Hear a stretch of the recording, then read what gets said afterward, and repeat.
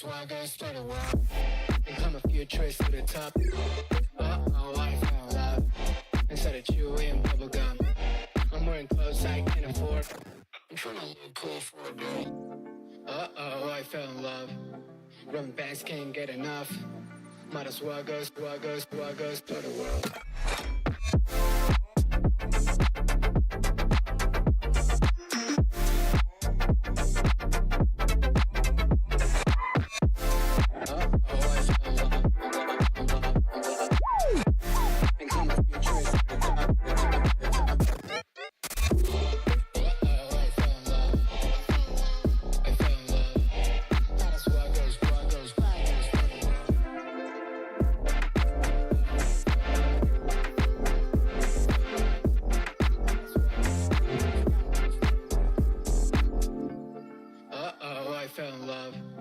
Them bands can't get enough.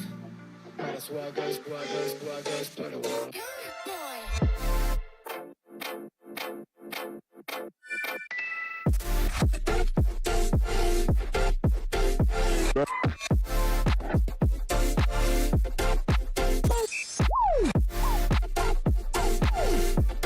Might as well go to the world.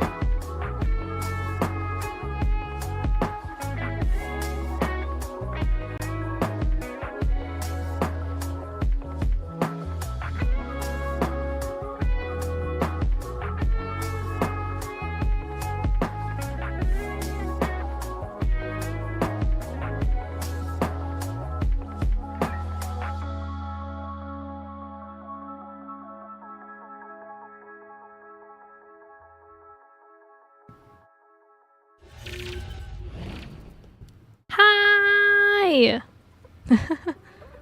Hello, hello! Will Fira sidetrack today? Maybe, maybe not. Maybe she'll remember and actually do the thing that she said she was gonna do on the schedule. Congratulations on first, Hanny! Hello, hello, hello! Quack! Hi, Duck! Hi, Florn! How y'all doing? How's it going? What y'all did yesterday? I studied and then realized there's no quiz. So yesterday was the first real I have time to do stuff. but I don't know what to do thing type of day. So I just basically worked on comms again. I've been doing a lot of design, you know. A lot of design work these days. More to come, more design stuff to do. And then hopefully I can make an announcement, but it's too early right now. It's all under lock and key. So I gotta wait until I get the A-OK. But all I'm gonna say is Fira doing the panda duties and then doing a lot of design work these days. I turned one of my friends into a creepypasta type image.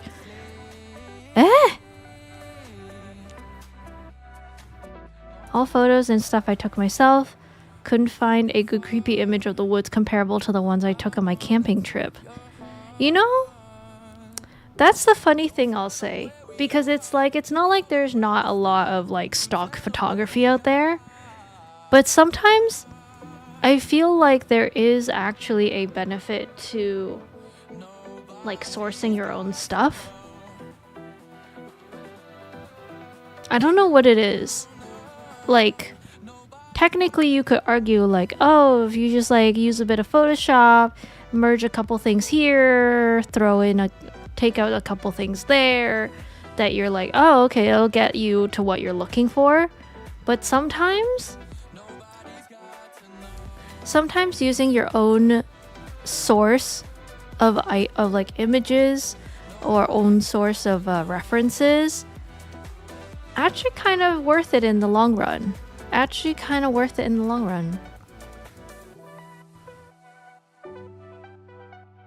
Those images literally look like I went past a point of no return in a horror game. Oh my goodness. Even though I don't know what the photos look like, that sounds really cool. Love a good creepypasta. I usually feel like the ones that I enjoy the most, because I'm such a scaredy cat, is just the like 4chan copy pasta, like the green text copy pasta. Because otherwise any of the other creepypastas, they do freak me out quite a bit. I'm too scared to watch them. I like it when someone spoils the creepypasta for me, so I'm not as scared. Yeah.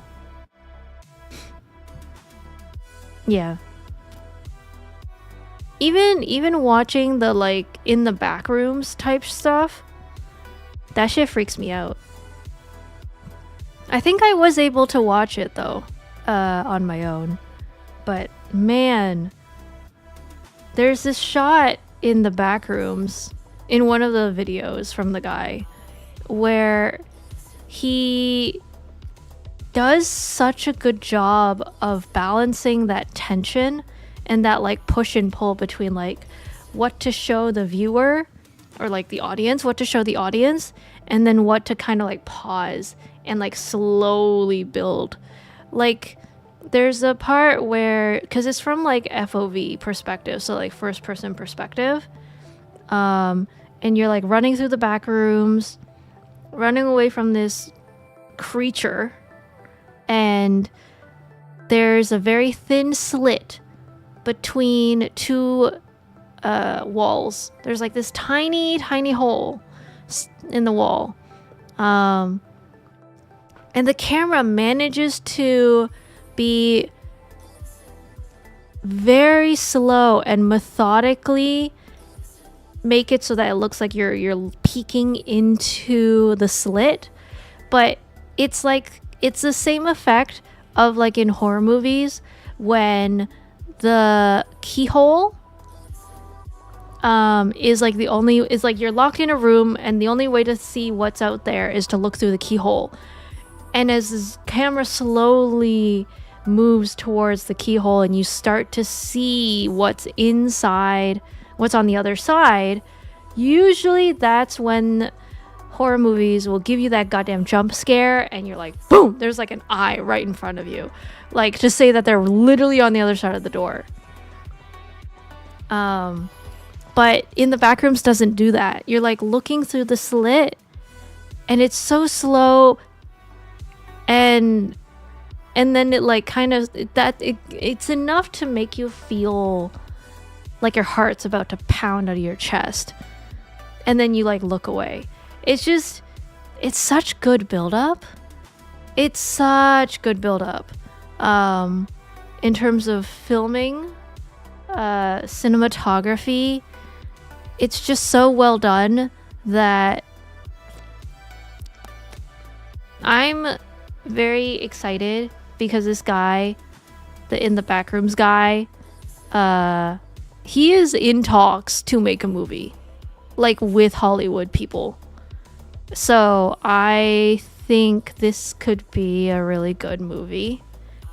But I'm definitely gonna wait until I'm like at home. I'm not watching that shit in the movie theaters, okay? No fucking way. I'm gonna scream if anything happens. No, I'm gonna do it in the comfort of my home, in the broad daylight when it's sunny, and in the afternoon and all the windows are open. You know, like I ain't doing that shit in the dark. Yeah. I'm really excited for the movie. I hope it comes out. Plus the kid's like, he's just a kid, which is amazing. It's amazing that like this kid gets to make a movie, a professional movie, because he shows such promise. Yes, it builds suspense, and he does exactly know how to use it properly. It's amazing. It's impressive. I love it.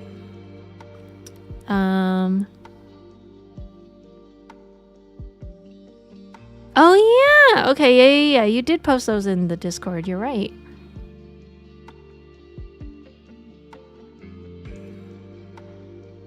I think also there's a real benefit to like the creepypasta of it is the pixelization. Like I'm saying that I like that it's not taken on a phone with like the best quality ever. I don't want the best quality. That doesn't get you the effect that you're looking for. Part of the appeal of these images is that it's like blurry. It's like you can still see the graininess of it, and it all adds up to that vibe of the creepypasta.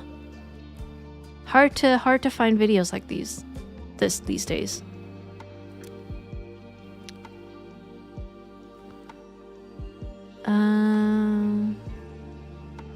Since you're the one who's going to be using it, taking a photo yourself will be more likely to yield something usable as long as you have the thing to take the photo of nearby. Yeah, that's true.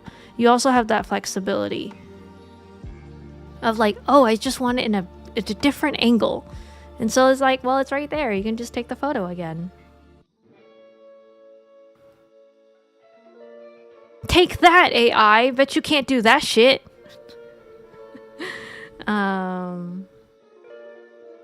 Yeah.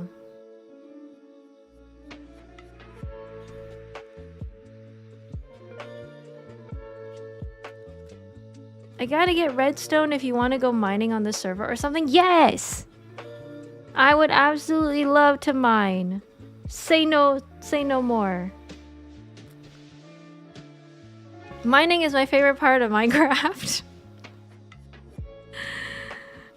It's so meditative. I love it. I love that it's so I could strip mine forever. I thought you had to work on your hotel. I mean, I have to do that too. But hey, you know, sometimes some of the materials needs mining. Yeah. So I'll mine for materials for the hotel. See, perfect reason. I almost said excuse.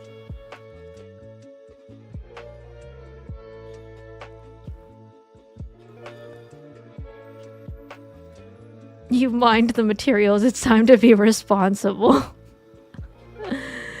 I don't know how to interior design. Especially in Minecraft. Are you making part of the hotel with stone? I could. I could. I mean, who's to say that I'm not gonna? We could. I don't feel like I'm being very convincing right now.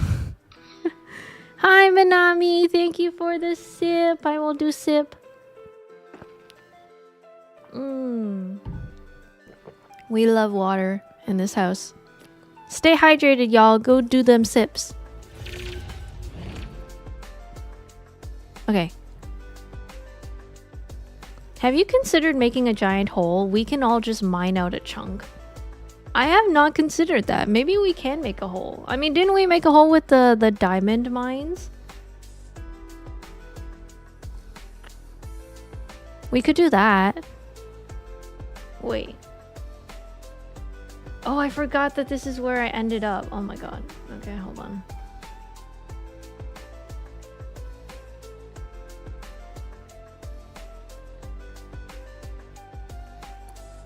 Ten times the procrastination expertise you do. I know all your tricks. Maybe we can do a vertical hole. How do we do a vertical hole though? Okay, we definitely have to do it at the community center. I just have to figure out how to get there. Guys, where do we put the nether portal?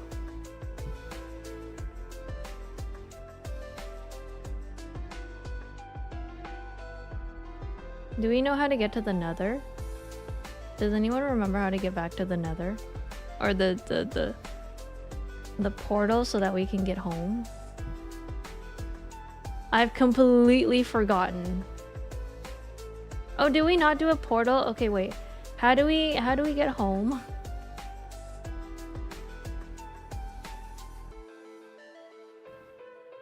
How do we get back to stub toe? What does that mean?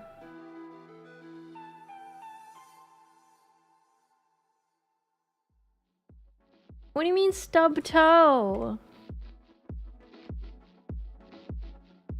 Wait, are you gonna die? Am I gonna see a duck just died?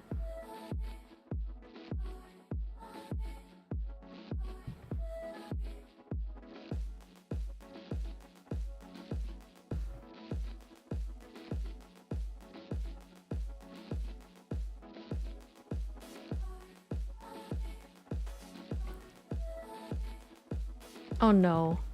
Oh no! Duck, why? No! Also, it doesn't work because I slept in one of the beds. I think.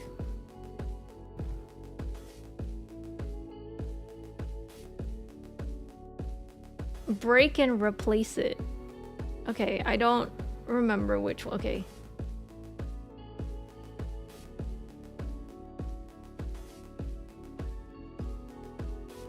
I broke it. Okay, now I figure out how to... Oh, I can just drown. Okay.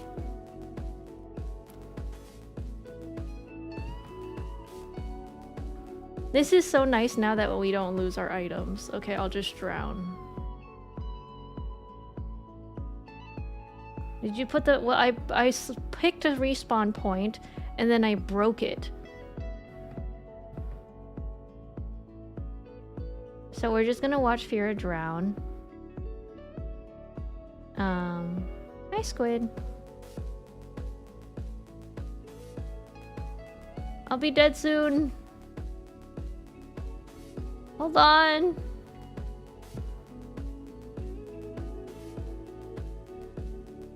Almost there. Okay. Yay, I'm back. It's so nice. I can just drown! Yay! Drowning's fun! Okay. Okay, how do we do a vertical hole? We need a big mountain, do we not?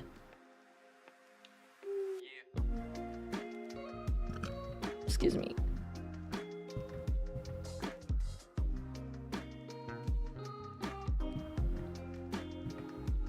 Otherwise, I don't know how you dig a vertical hole.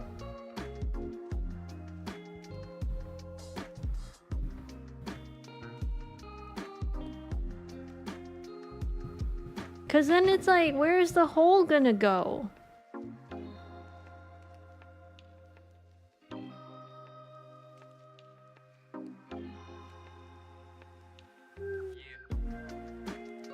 But if it goes down, would that not be a horizontal hole?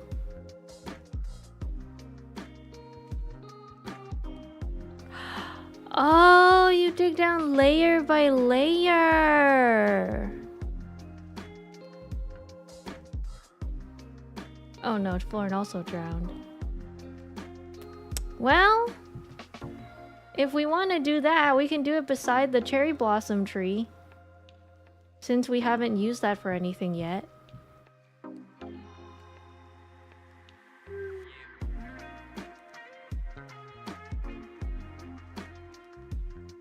Or if we really want to improvise, we could technically dig around the tree. But I feel like we put a lot of effort in this, so maybe we don't do that.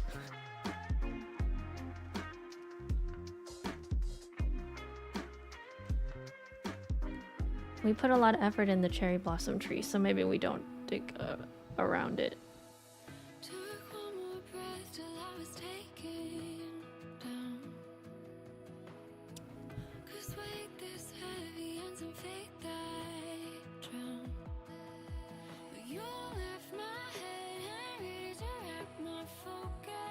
Have flats, community build. Okay, maybe we don't do that one then. Where do we wanna where do we wanna build our vertical hole?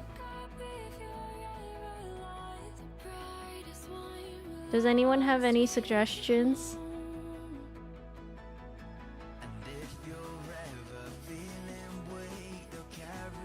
On the side of the mineshaft so we get the beacon bonus? Oh, okay. So where is that exactly? The mineshaft is here. We do have this whole area.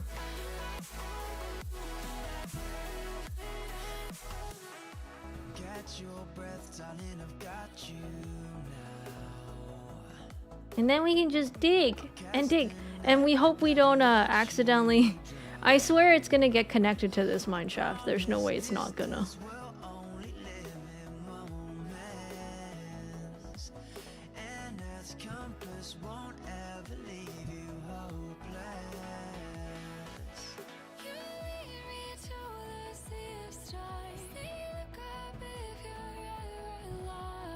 Yeah. We dug pretty far.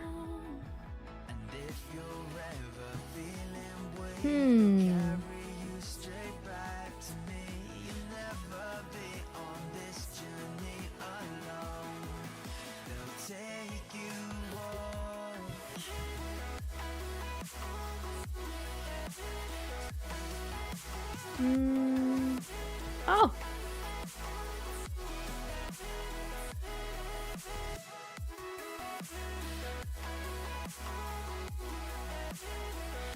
Death! Spider death!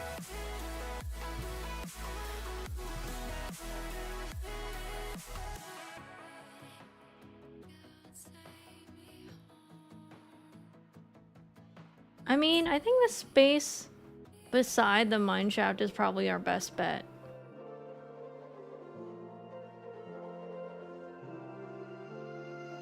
Probably.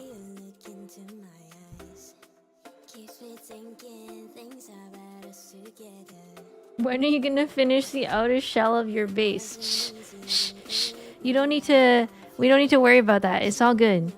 You don't worry about it. We all good. It's all good. Don't worry about it.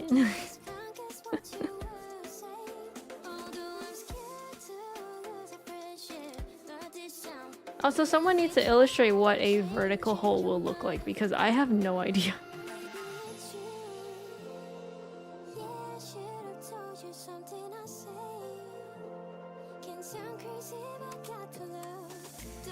Syria! Oh my god! Hello! Wait, let me give you a shout out.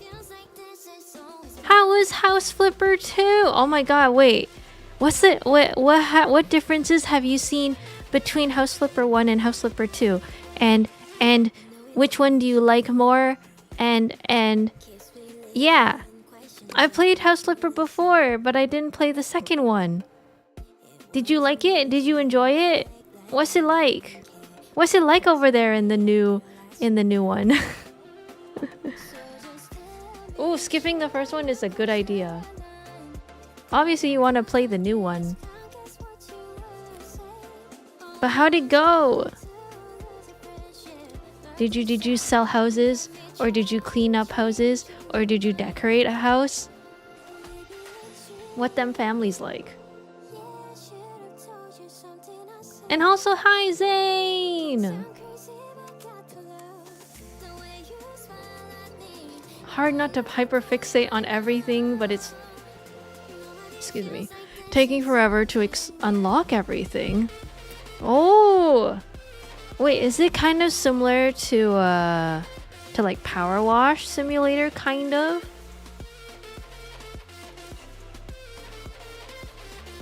Placing items seems a bit finicky. Ooh! I wonder... People should have like a house build-off. Like between House Flipper 2 and The Sims. Because I'd be kind of curious. Like, is it more faster to do that in The Sims? Or is it faster to do it in House Flipper 2? Because technically both of them can scratch the itch of like, if you want to get a house and decorate it. But then again, it is called House Flipper, so I feel like they would probably win. Oh, The Sims is way quicker. This feels more like a little to the left or unpacked. Oh shit, really? Would you argue that the customization is like a little less than compared to The Sims?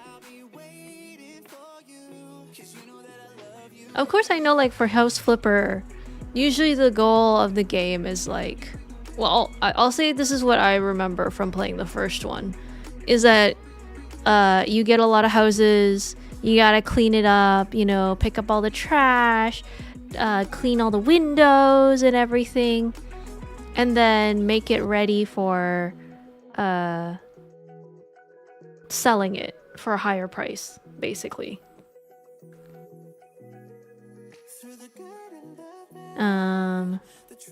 Also, don't listen to Duck. He doesn't ignore what he's saying about having to finish my house. My house can. We don't need that. It's okay. We don't need to finish the house. The house will always be there. We don't. We're good. We're good with. We're good with the house. The base. I'm playing and collecting money and everything. Oh.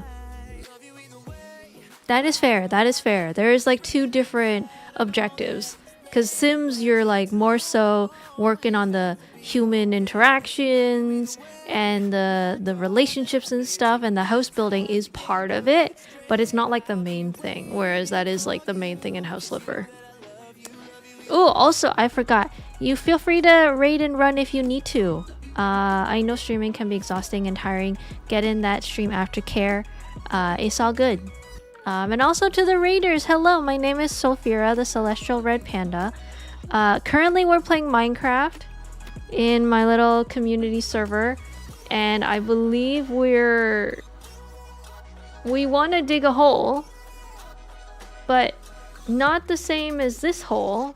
We're building a vertical hole.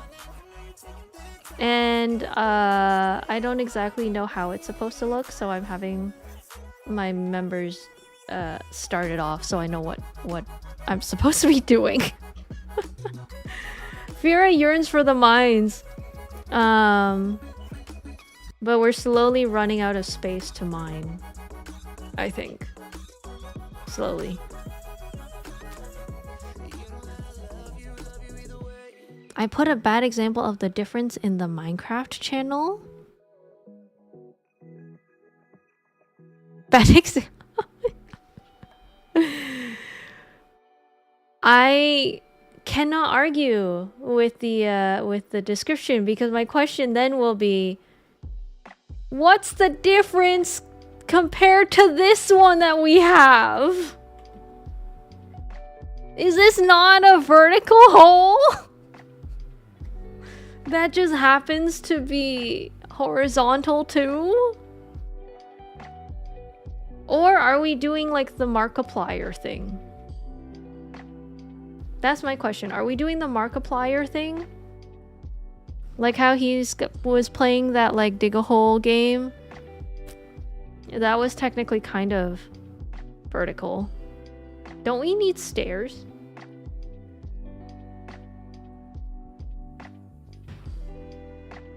Do you want an excuse to dig a hole or not? Okay, fair. I'll take the excuse to dig a hole. I just don't want to fall.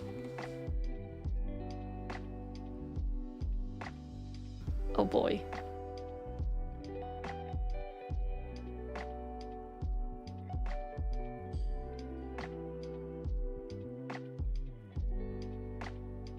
How's mining going? I have got my community members to give me an excuse to mine. Just for the heck of it. Oh, no wonder it's not working. That's an axe. Oops. Okay.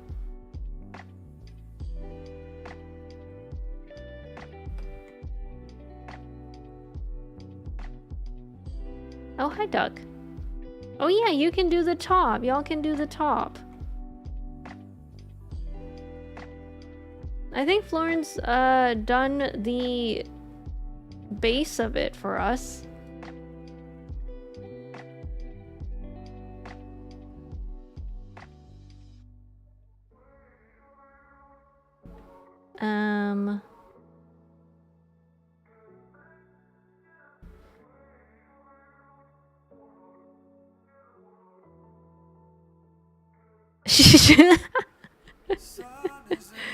The Minecraft level of procrastination.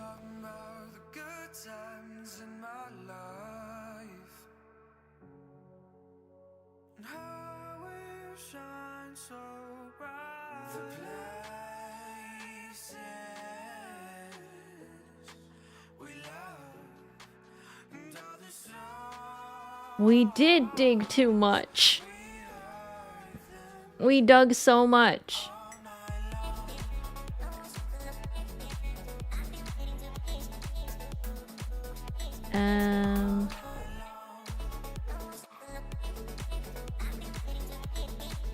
We might make it to China. Oh my god.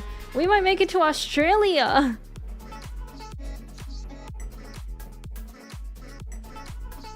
God, can you imagine if it was actually possible to dig so deep that you make it to China? Do you know how much money we would save on flight tickets? Do you understand how much money we could fucking save on flight tickets? Where it's like, oh, you want to go to Japan? Okay, first, it's cheaper to dig a hole to China. Then go to Japan from China.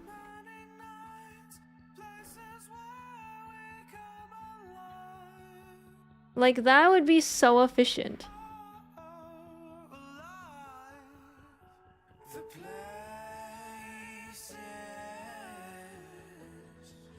How much are tickets to Japan anyway these days?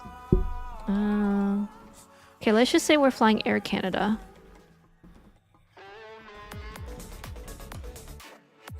Okay, let's see. From where I am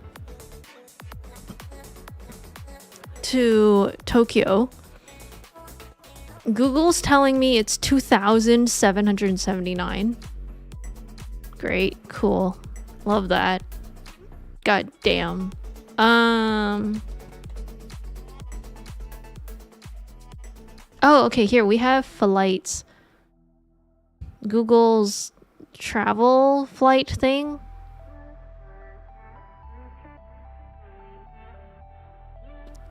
Let's see, we want to go to Haneda Airport. Yep, 1,700 basically. For a non-stop 13-hour, 35-minute flight.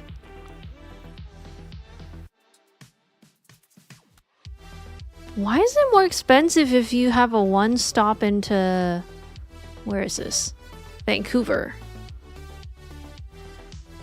It jumps to $6,000. Oh, wait, hold on. Oh, yeah, because you're flying all the way to Vancouver. And, oh, right, that's true. That's right, I forgot. When you're here in Canada, you don't go across the Europe side. You do the Vancouver side.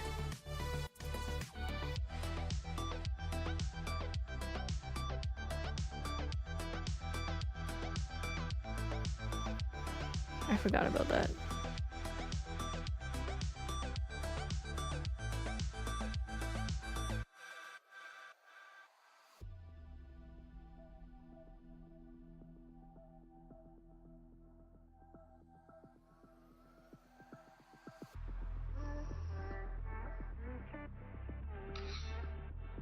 Probably has something to do with how the world has gotten quite silly recently. Yes, silly.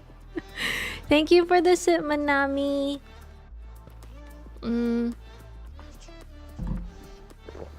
I will say though, that part hasn't changed.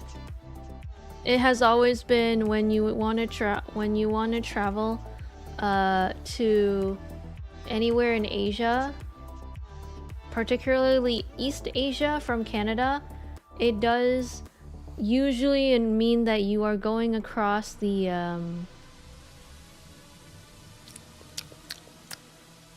whatchamacallit, the Vancouver side. Also, guys, do we need like a chest or something to put all this stuff, or do we just stay here with our filled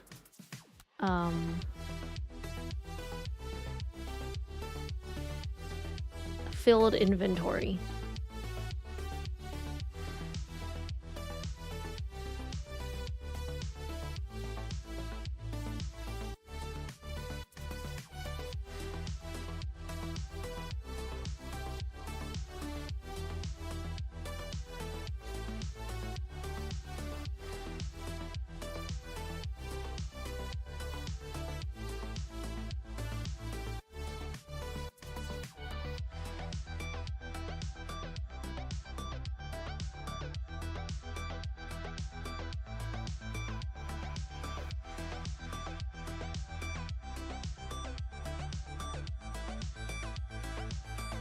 Oh!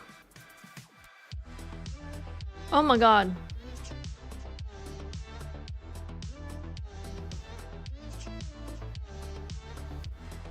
There's a chest up here?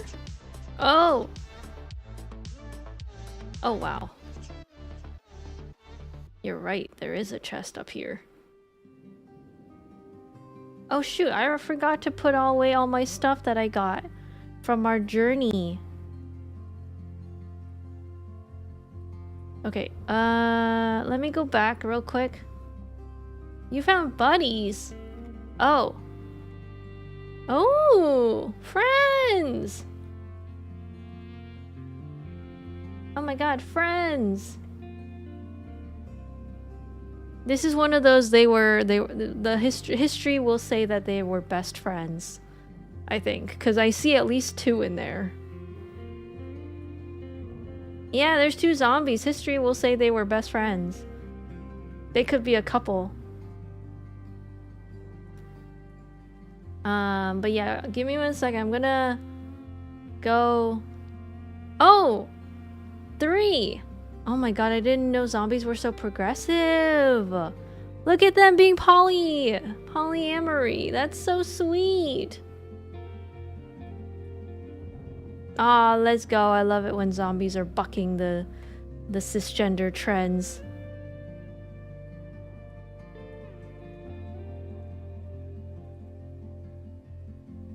Is it progressive or regressive? I would say it's progressive. Zombies should have their rights too. I can't even say zombie rights or human rights because technically they're not even humans. So zombie rights or zombie rights is just, you just repeat it, I guess.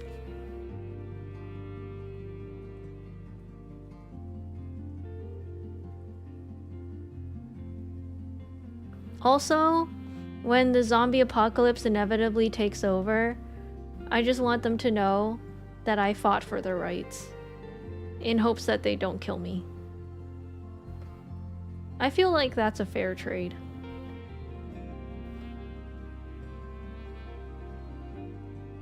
You know, when they're like, brains, and I'm just like, hey, hold on.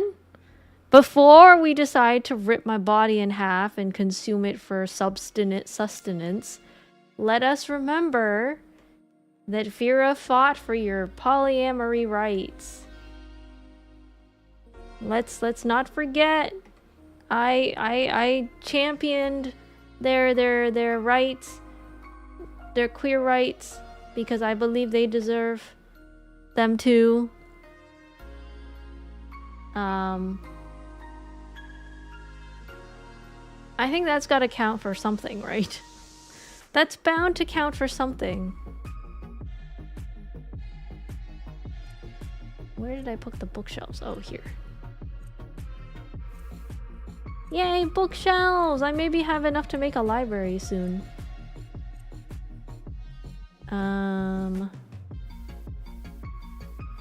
Bamboo would be here. Gold, iron, emerald, and glass. Oh, glass.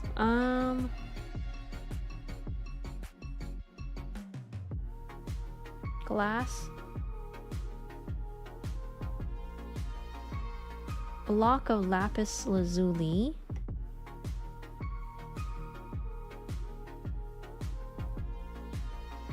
Wait, iron is here, I think. Iron. Emerald. Gold.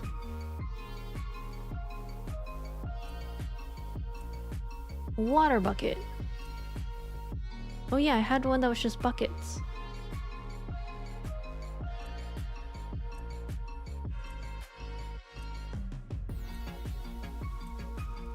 Spruce. Spruce door. Dark oak boat.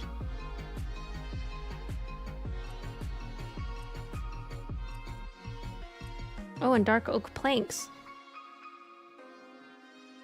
Torch. Bow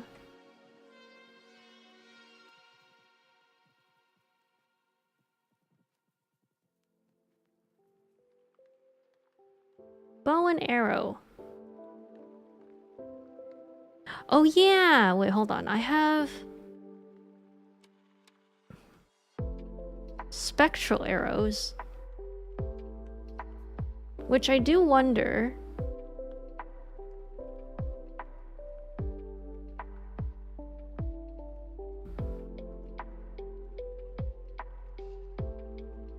Dang it! The spectral arrow doesn't come back. Aww.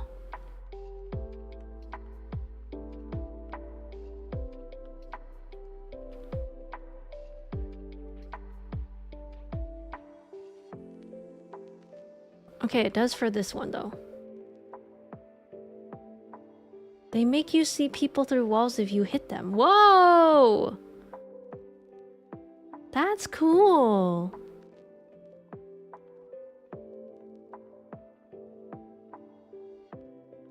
Oh, seats.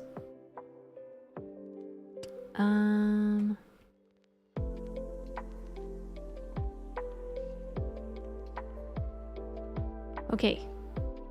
Now I just gotta put back my trident. Okay, I can come back now. And fill my crazy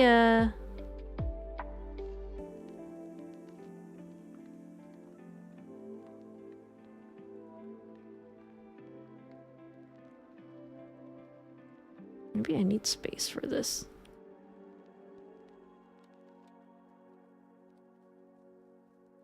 My miscellaneous is starting to fill up and I don't know what to do with it. Oh gosh.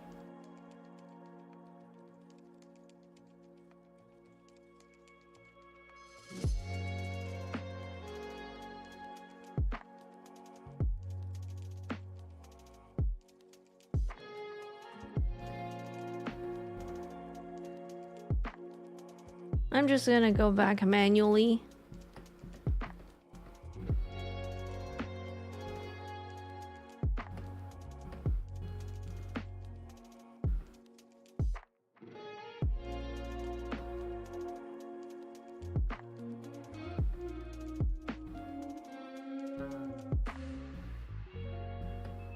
Yeah. Oh my god.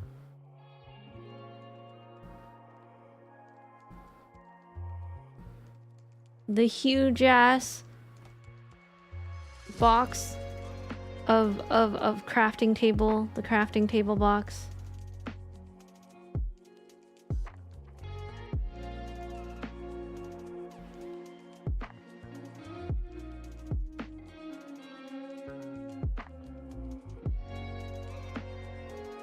Also, apparently in the Minecraft movie, they do actually reference the children yearn for the mines. Someone said it's like the first thing you hear when you watch the movie, but I don't believe them. Also, wow, you guys are so quick.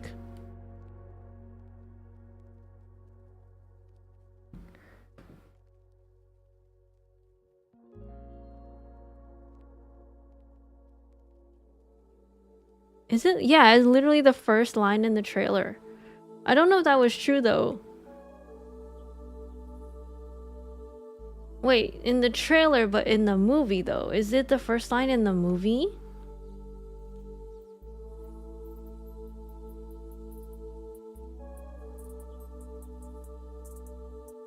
Minecraft watch along? I feel like we have to, but we have to wait until the movie's out. We'll have to wait until the movie's out so I can watch it legally. Yep. Yep.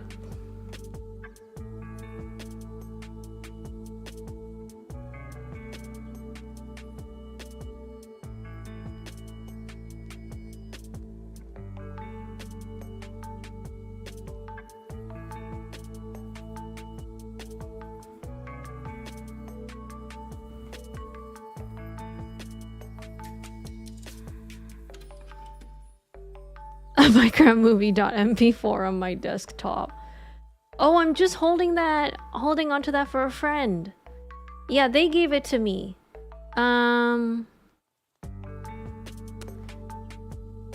They said they'll come back and take it, you know, so it's fine.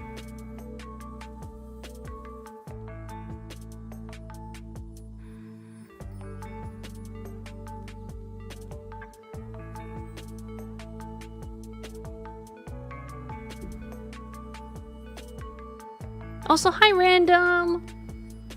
Welcome to stream. We're just... The theme of today is that Fira wants to dig a hole. So, I have now been given a hole to dig. What is it for? I don't know.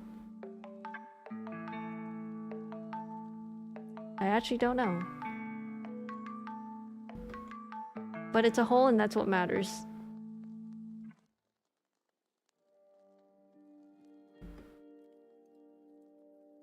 Yeah!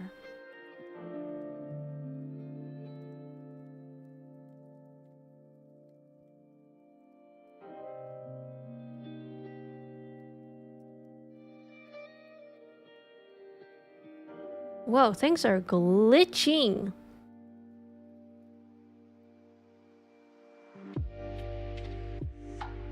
Why?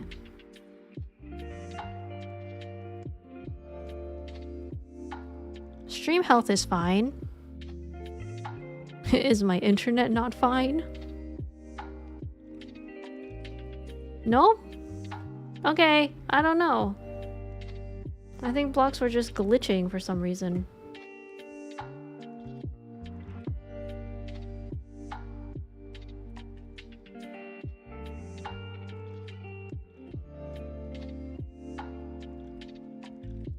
Yeah, stream was being weird. I don't know.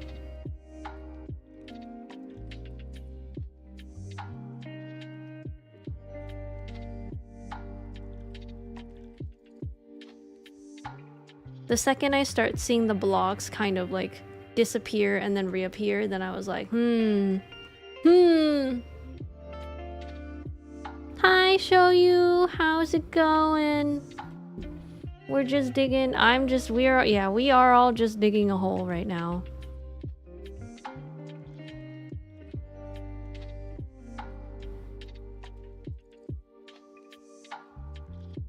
A vertical hole.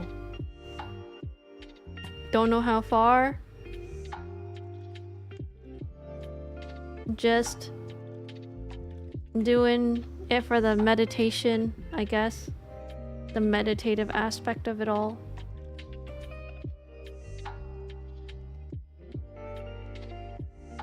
Vera's procrastinating her base in actuality. Listen! Okay, look. I just didn't want to work on my base right now, so... Maybe I am, so what? Oh.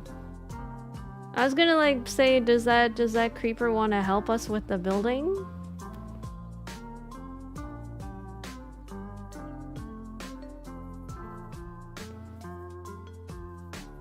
Diggy hole! That is correct. That is essentially what this stream is right now.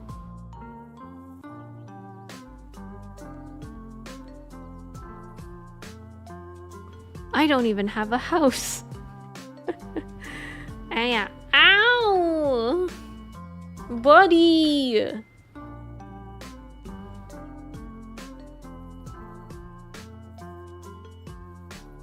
Damn it!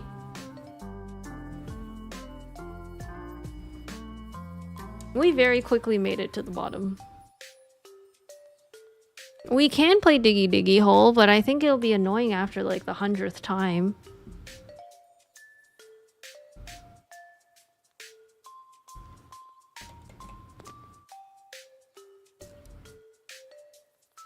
Here, I'll give you guys I'll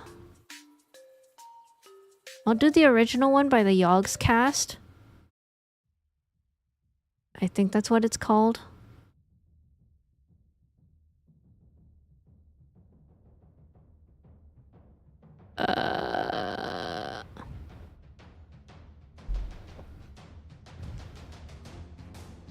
Okay, there we go. That is the right one.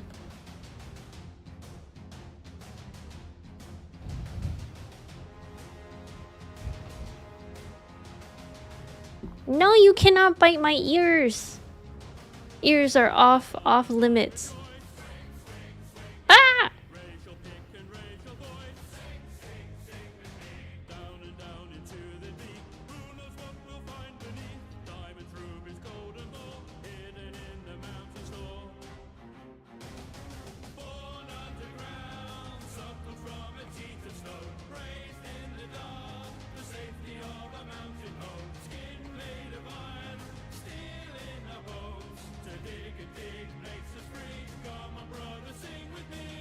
How do we plan on doing the walls, by the way?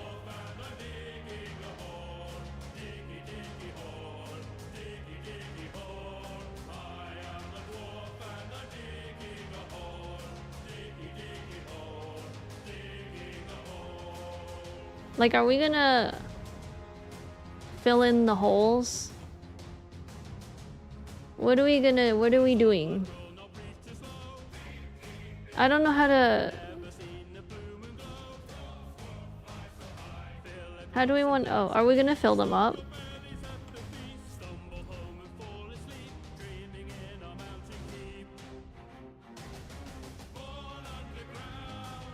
Oops.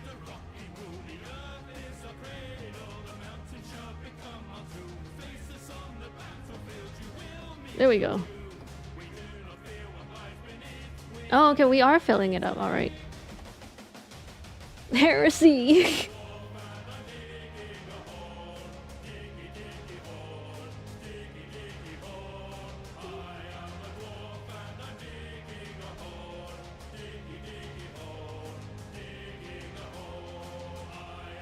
You know, this is kind of cool.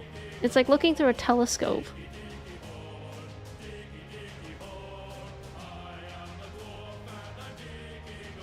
Also, you can't show you full endorsement. They're not your ears. You can't do that. My ears are not for eating. Oh my god.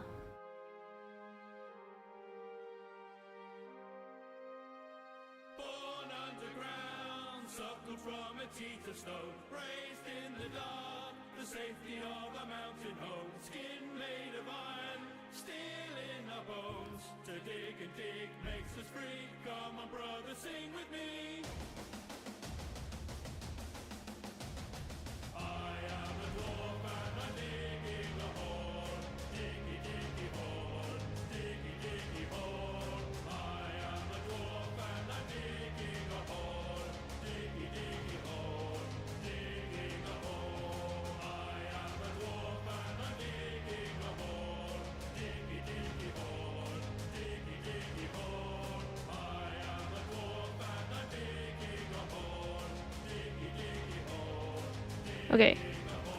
I think that's filled in enough.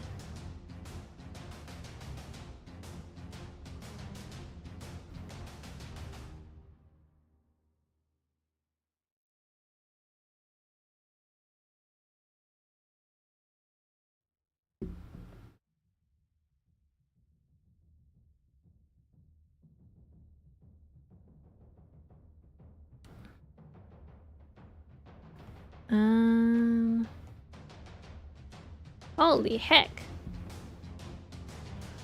Okay. Yeah, I plan on leaving the big ones. I think I'm trying to clean it up a little bit so it's cleaner.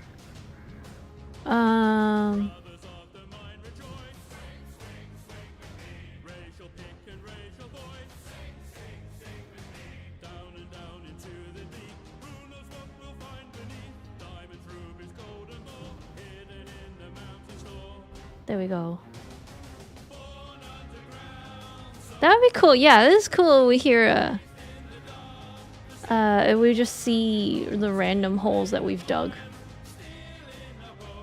Okay.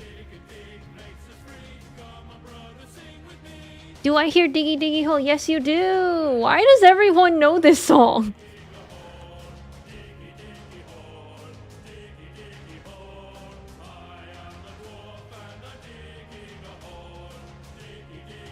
Also, should I just rebrand into being a dwarf instead of a red panda?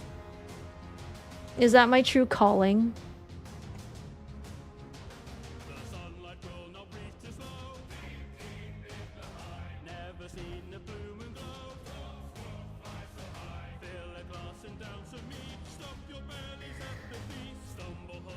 There we go. Because that was Minecraft. Who has not watched the Yogs cast? I have not watched the Yogs cast.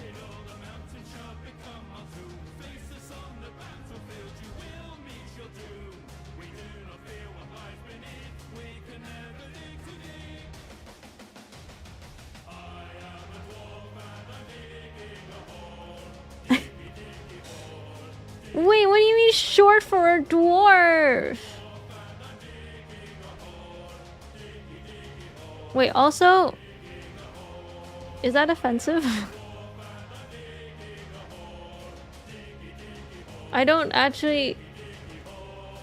What do you call the people who are the what?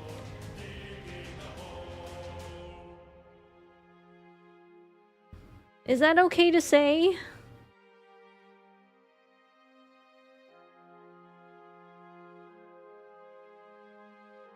Like, which one's the fantasy character and which one's like the actual people?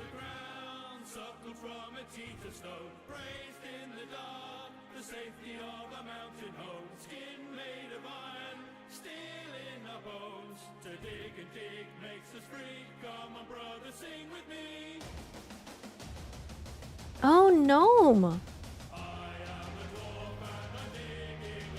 Dwarf is a term people make sometimes, but also it's a fantasy character, so I don't know.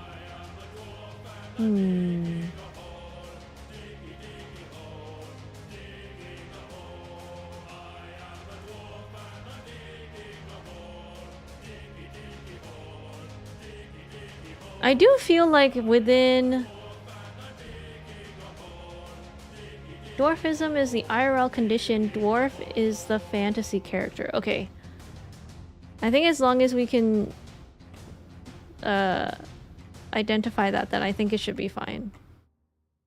Yeah, I mean the fantasy character, not the real, not the people, not the, what did you call it? The IRL condition. Yeah, should I rebrand into a dwarf?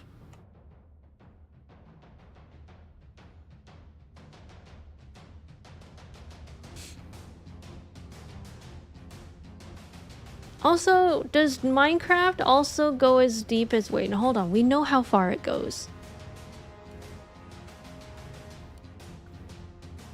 Do you think we'll end up digging a hole all the way into Nether? What do you mean, Fira on the other hand? Hey!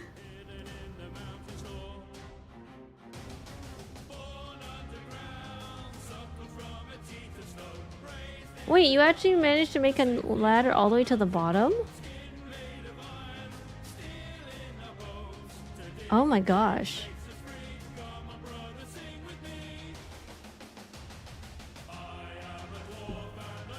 How do you go down faster?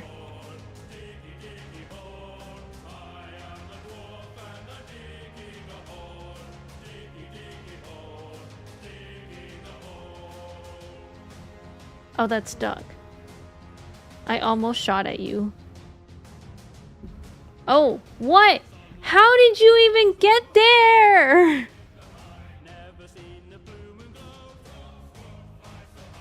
I'm sorry. Oh, it does. It keeps going? Yeah!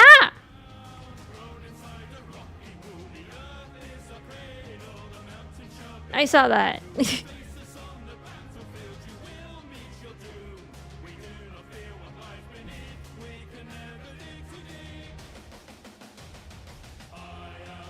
Wait, is this the lowest?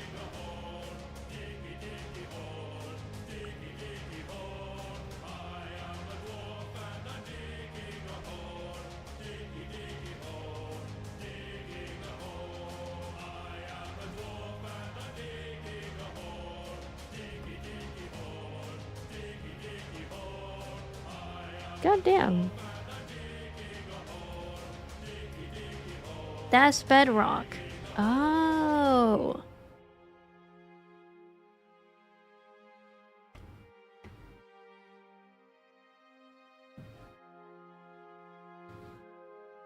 So we're never gonna get to the Nether? Like there's no way we'll ever dig deep enough that we hit Nether?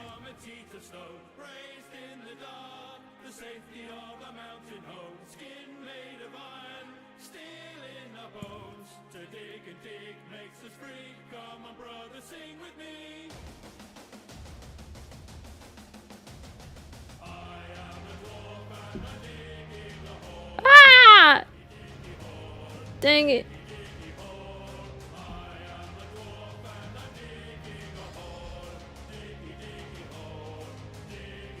I don't know how far we made it. We went. Going up is harder than going down. In order to reach how far we've dug so far.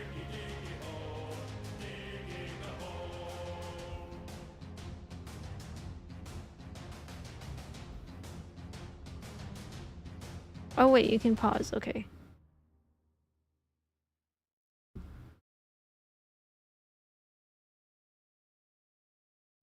Very hard to put the nether in the same world. Normal world is 8 times as large. Oh, there we are. Ah! No!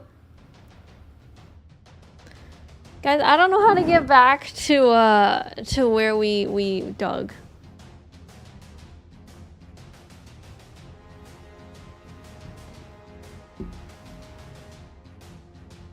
Also, hi Minokalu!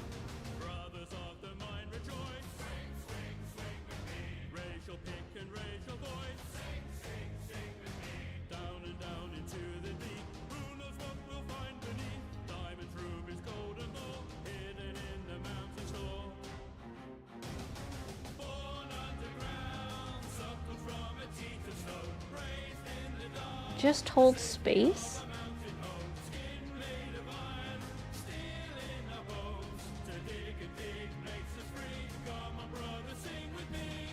Okay, now how... Hold on.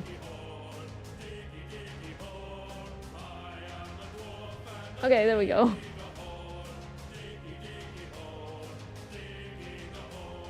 Wait, that's not where we are at. Dang it. Oh, fuck.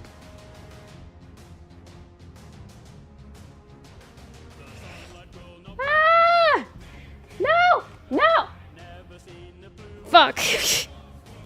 Ah! God damn it. I don't know how to get... How do I get back to where we dug the hole?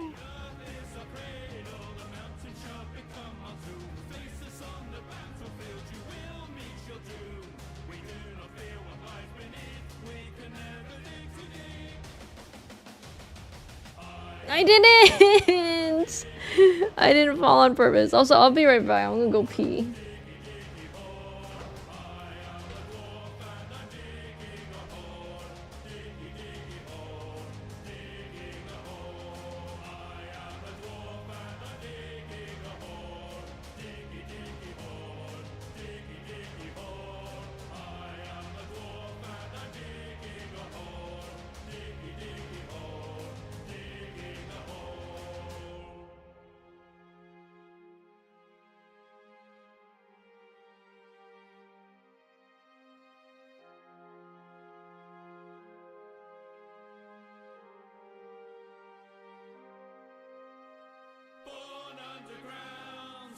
From a teeth of stone, raised in the dark, the safety of a mountain home, skin made of iron, steel in our bones. To dig and dig makes us free. Come on, brother, sing with me. Oh my god. Fira throwing for content. I wish I was throwing for content. Okay. Okay, we're gonna try this again. Oh my god, okay. Okay, I'll figure out how to get into on the level soon. Soon.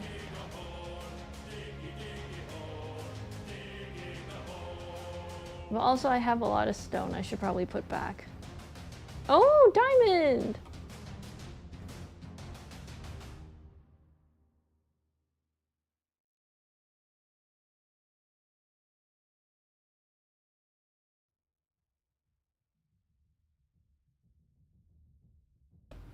Okay.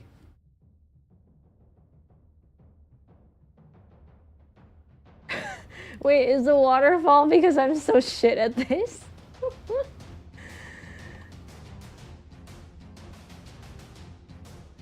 Okay, I'll make it. I promise I'll make it.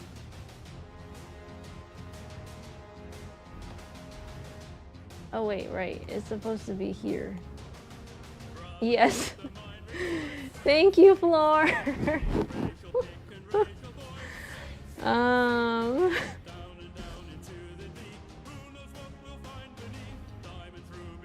Also, have you guys just basically decided to dig around the bottom?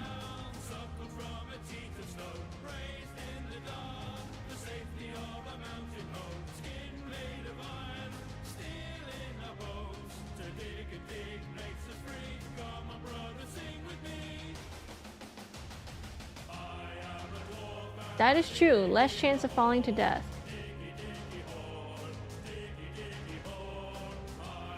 In times like these, it's nice to have something consistent to hang on to.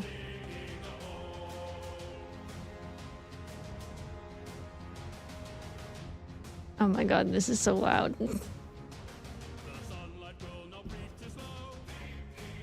But I will say, props to the Yogscast for creating a song that's like so catchy and so melodic that you could listen to it over and over and over again, that you don't get annoyed. Do you press up? Yes, I am holding the up button. I do wonder if that's part of the issue, actually.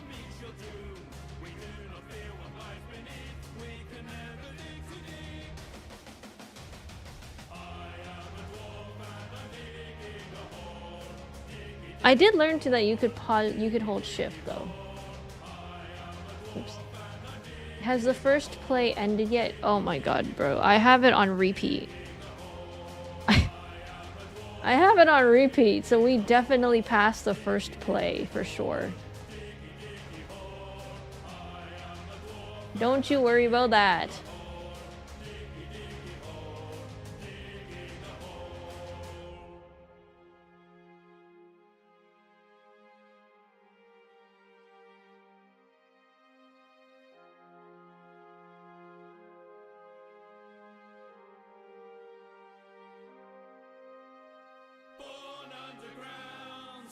From a teeth of stone, raised in the dark, the safety of a mountain home, skin made of iron, steel in our bones, to dig and dig makes us free. Wait, skin made out of iron? Is that the benefit? I would like to have skin made out of iron. But also that's new info. I didn't know that dwarves' skin is made out of iron.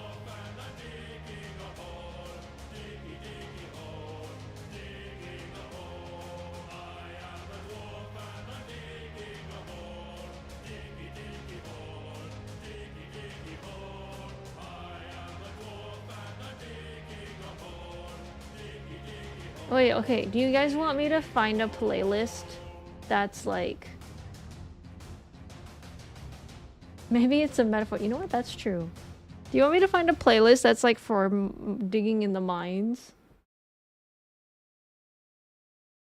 Surely Yogscast is not the only ones who have made songs dedicated to Minecraft or mining.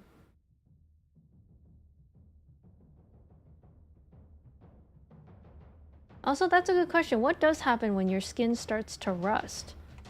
Do you become like the tin can man from Wizard of Oz? Where you have to constantly be oiling up yourself with gas? Also, did y'all know that Canadian gas is at a really low price right now? Like, I'm talking a price that I've not seen since I was like a kid, guys. I don't know if that's the same for anyone else, but gas prices have been so low, it's insane. For context, where I'm at, gas prices are like, well, they used to be one... I'm trying not to exaggerate too much. What was it really? Okay, it was like 100 something. Like the high numbers.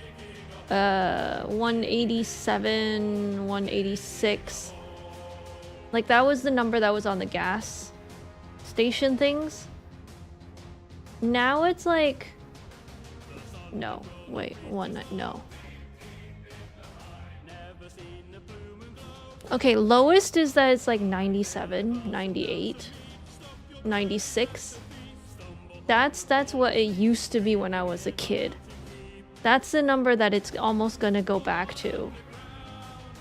Like 112. Okay, 170 something. Okay, so gas used to be 170 something. Now it's 112. 110. I'm pretty sure at some point it's gonna hit double digits instead of triple digits. And it's like, if that's not a thing that makes you wonder, like, holy shit, what is going on with the world right now? I don't know what will. I've never seen gas prices that low before. Not since I was a kid. When I was like, whoa, gas prices are 98, and then they like skyrocketed. And now it's like, god damn, 98 is so low now. Born underground, suckled from a teeth of stone, raised in the dark, the safety of a mountain home, skin made of iron, Fira as a kid excited about gas prices. No, because you feel the excitement from your parents when they're like, oh, I'm gonna get cheap gas. And then now thinking back to it, it's like, well, yeah, that was really cheap compared to now what it used to be. Ah!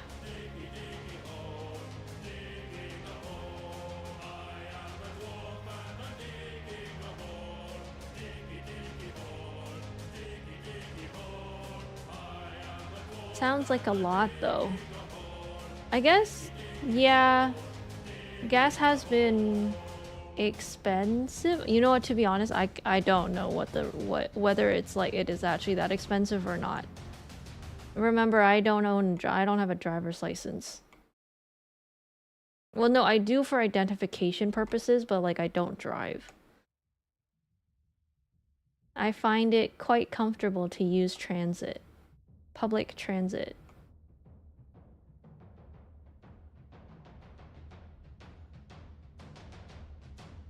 Plus, I like supporting the public transit system in hopes that they will keep upgrading it and making it better because there are people like me who use it.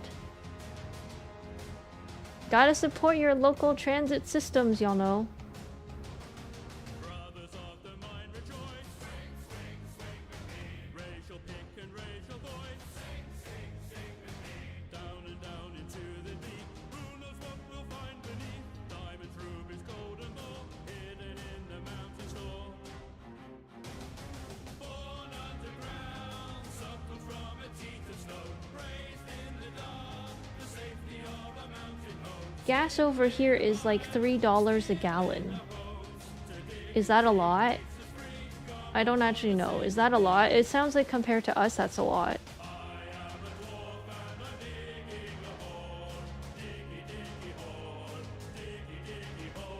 Also, I like how you were able to clock it as a 97 cents.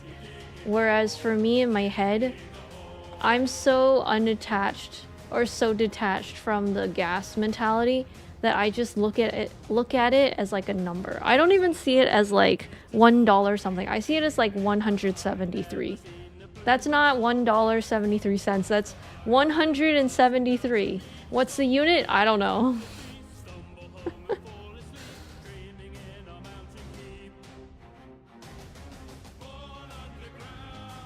Ooh, found another big cavern. Wait, $97? No. I don't think it's $97. I think you're right. It is 97 cents per gallon. Canadian cents, mind you, but still cents.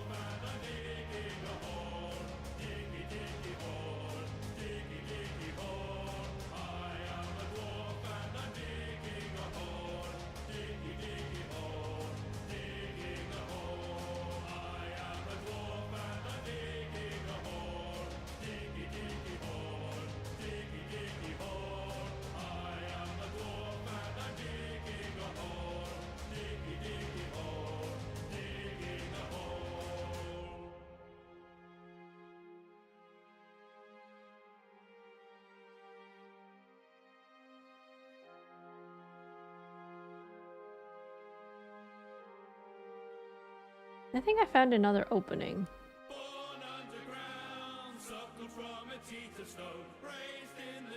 Oh, never mind. It doesn't go anywhere.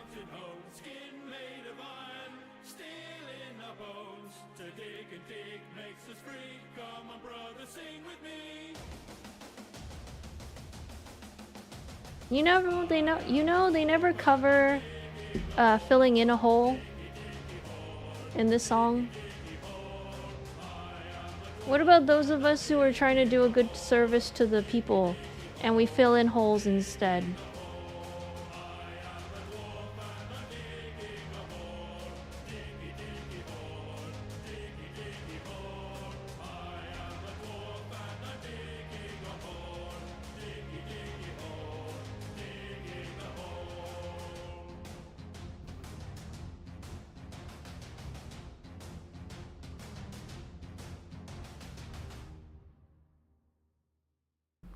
You know, that's the thing they never tell you about. You have a responsibility to fill in the holes. What? Funnier to watch someone fall in and die. No! No!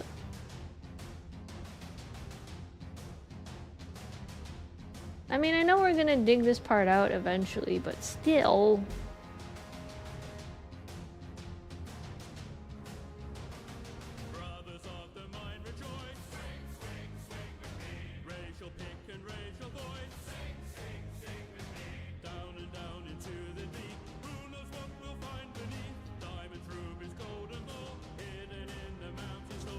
Do you think by the end of this I'll remember the lyrics to this song?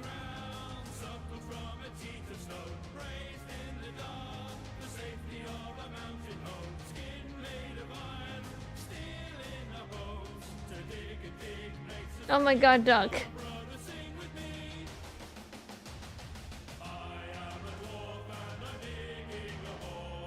Diggy diggy hole, diggy diggy hole. I am a dwarf and I'm digging a hole. Diggy diggy hole, diggy diggy hole. Oh, yeah.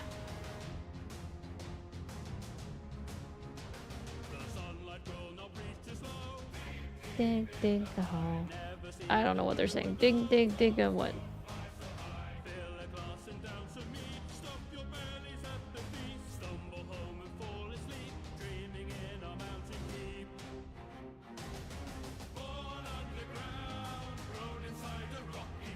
Oh, I think I realized what your tactic was.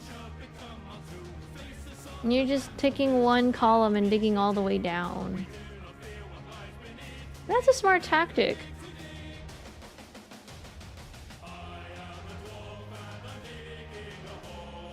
Diggy diggy hole.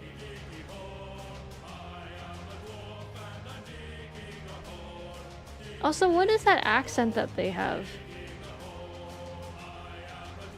And I'm digging a hole. Diggy diggy hole. Diggy diggy hole. Are they British? Scottish? Irish?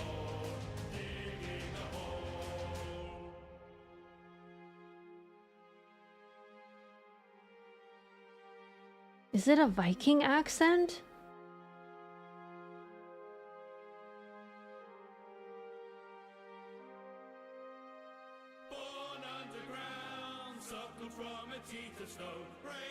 Suffering from what? Teeterstone? They're suffering from what now?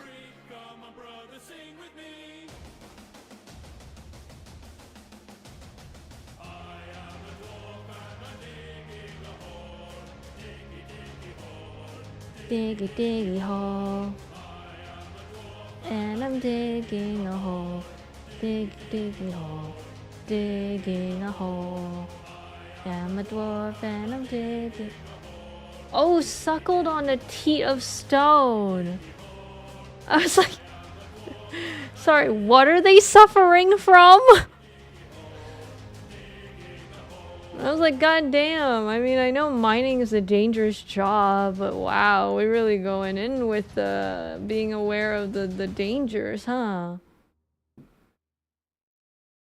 Oh, the earth was their mother. Yeah, you know what? I never understood. How are dwarves made? Are they like Monkey King where they like break out of rock?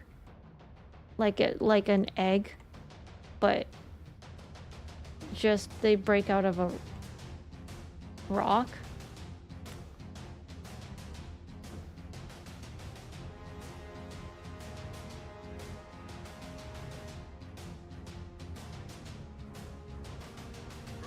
And then where did gnomes come from, actually? We were talking about that earlier. Where did gnomes come from? Why did we decide that, like, there were these weird, small garden creatures that terrorize your plants? Where did they come from? I'm pretty sure they just have sex. Wait, but we had to have the first dwarf appear first, right? Where did they come from? Same way as humans, but that depends on the type. Do they believe in God? What is their religion? Did they start from the Big Bang? If they said that they're like suckling the teat of stone, then theoretically they came from the Big Bang, right? Because I don't think dwarves believe in God. Usually a god of the forge. Okay, wait, who's the stone god? Who's the forge god? They're just really into stone. Geology is a dwarf's #1 career choice. Archaeology is a very close second.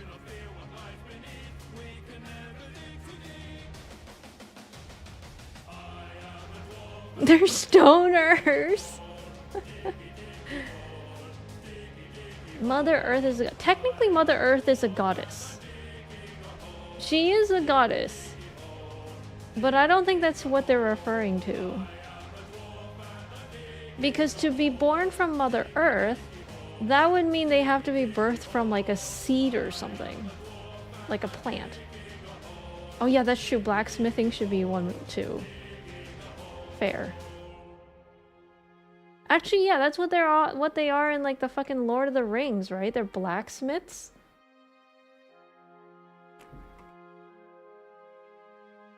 And then not only that, in terms of blacksmiths, in Monster Hunter Wilds, they made them fucking cats.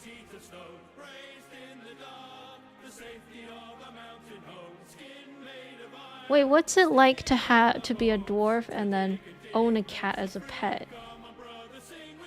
Surely that cat's like half your size. Is that even a pet anymore? Or is that like polar bears to them?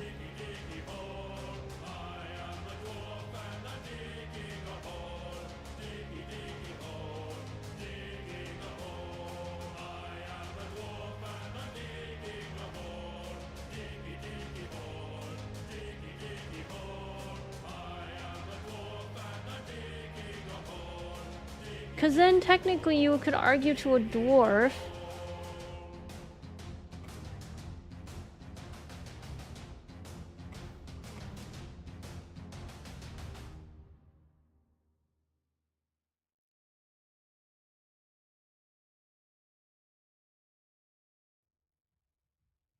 like one of those really big dogs would just be a horse to them. No? I think cats are just cats. That might be an all dwarves are blacksmiths, not all blacksmiths are dwarves situation. Fair. That's fair. But, oh, but the question is that true though? Are all dwarves blacksmiths? I don't think so. Sometimes they're... magic users, right? Like if we talk about the fantasy of D&D, you can be a dwarf as a race, but oops. Like your whole thing is that you could be like a magic user, or you could be a fighter.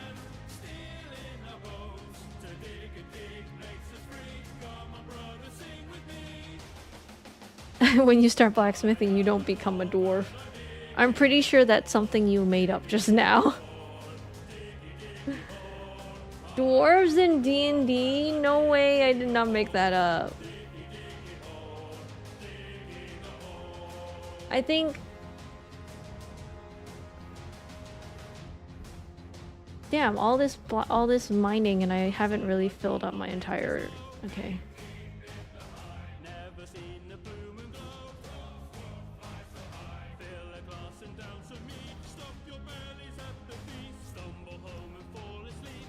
All dwarves are blacksmiths. I'm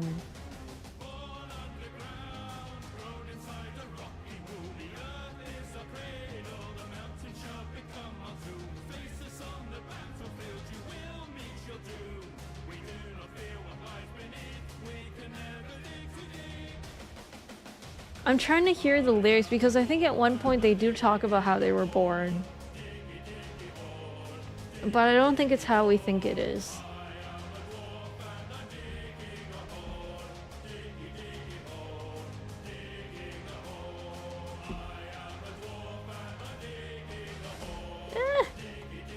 Okay, I'll hold the space bar now. Oh yeah, you're right, you can look around.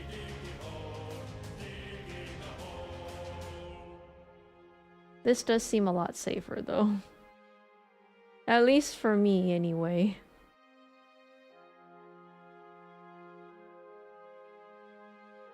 Okay, what was it? This does seem a lot safer though. At least for me anyway.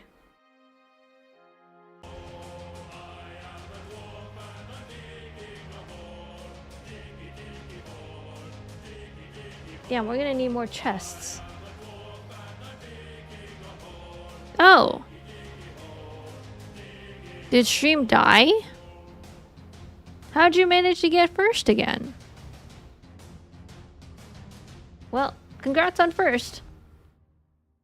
I didn't know it died. Damn.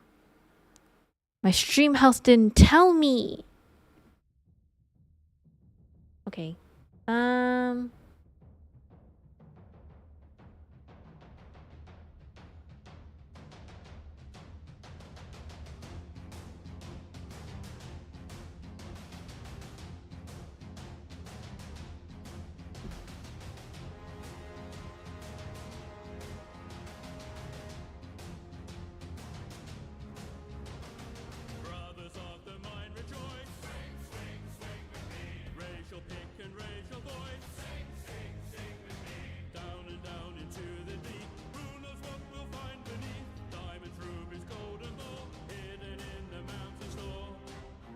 There we go.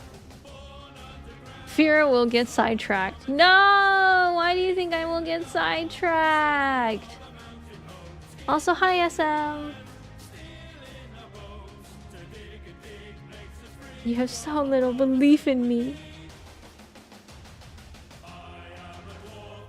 Maybe I won't get sidetracked.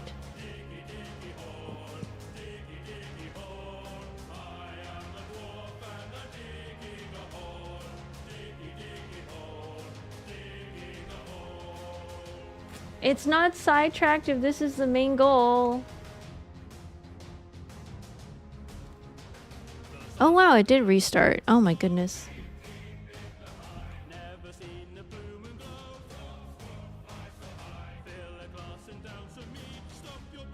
I'm at work right now. Ooh, good luck at work.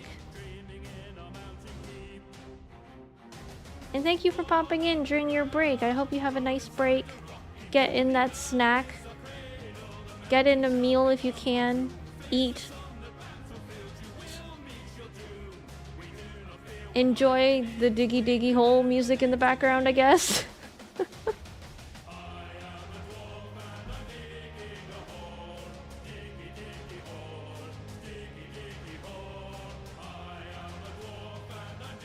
Fira is a dwarf now, digging a hole.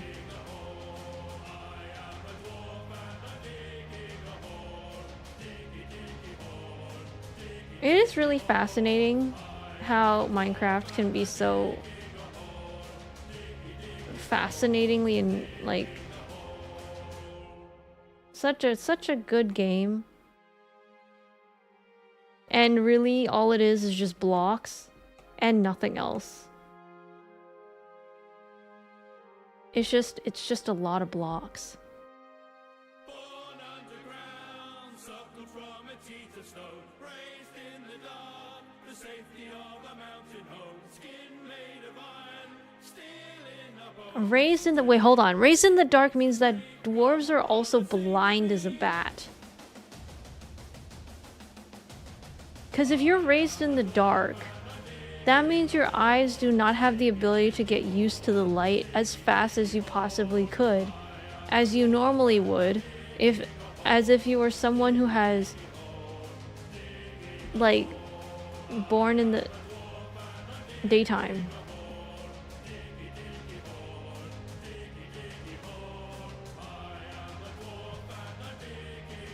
Excellent night vision. Oh! See about 30 more feet than elves. Oh my goodness. I didn't know there was a specific number.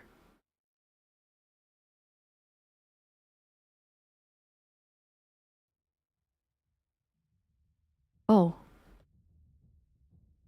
I'm seeing the blocks again.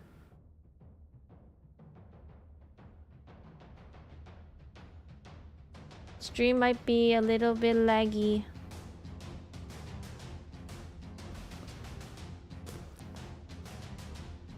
Elves, I can see, I think, about 35 feet, while humans can see about 20 feet. Oh! Wait, 60 feet? Dwarves can see 60 feet in the dark? Holy shit. That is real good night vision.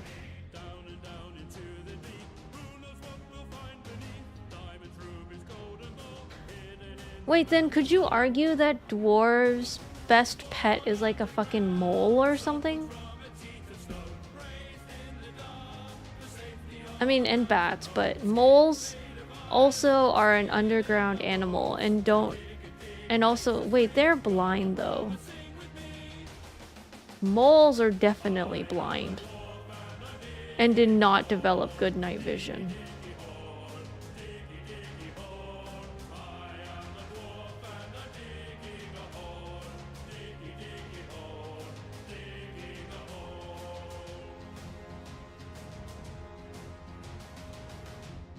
Damn, if I were looking for coal, this would be good. I'll just come back here and get the coal.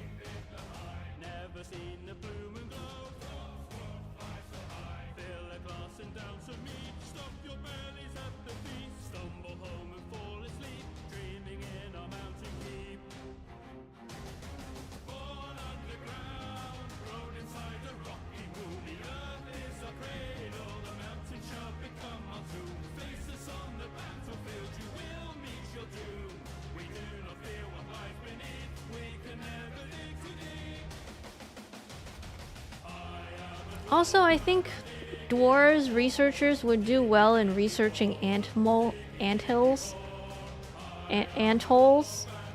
because they basically do the same thing. And I feel like we have a lot to learn from antholes and their structures. After all, if we want to be like, who digs the most holes? Ants. Ants dig so many holes. It's like they're the expert of digging holes anyways. So theoretically, if dwarves wanted research partners, they could be like, hey ants, how are you organizing your holes? What is your structure like?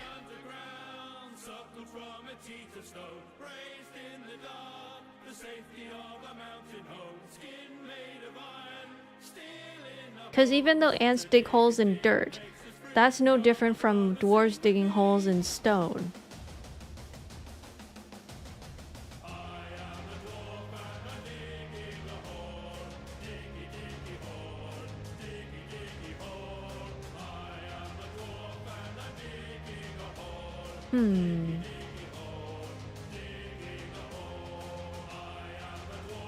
I am once again reminded about ants and that one experiment that involved pouring, what was it, like aluminum something or metal into an ant-hole so that later on when it solidified, researchers were able to unearth the full network of ant-holes, and we were able to see exactly how they construct their structures, their pathways, their mazes. And I still find it fascinating as fuck.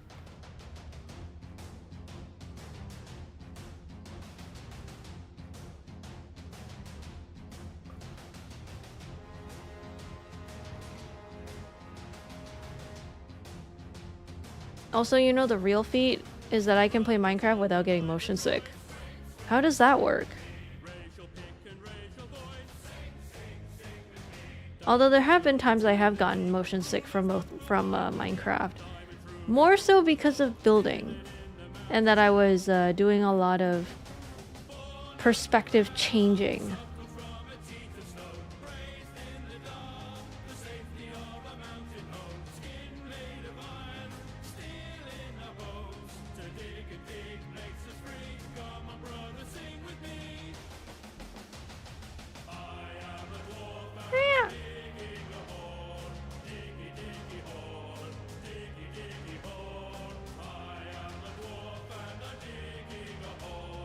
Diggy diggy hole, digging a hole.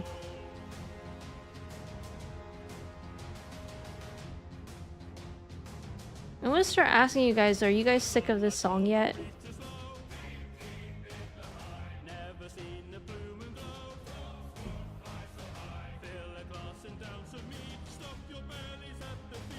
I don't even know what number we're at in terms of playing this game or song.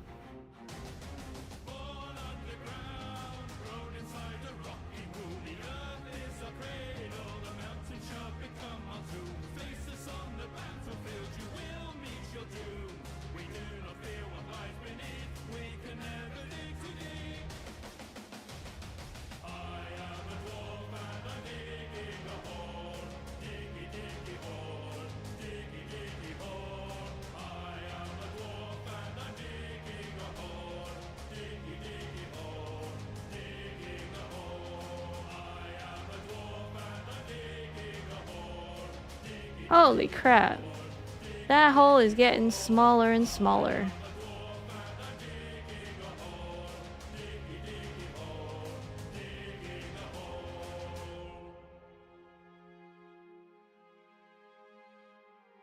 Just repairing my pickle now. Need anything? Carrots? I think eventually I'm gonna have to repair my pickaxe again.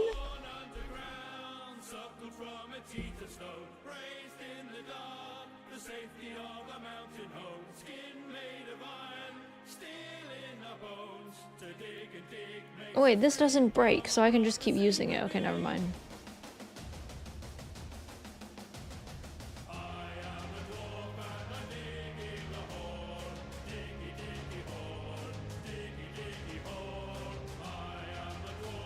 Wait, even the unbreaking ones break?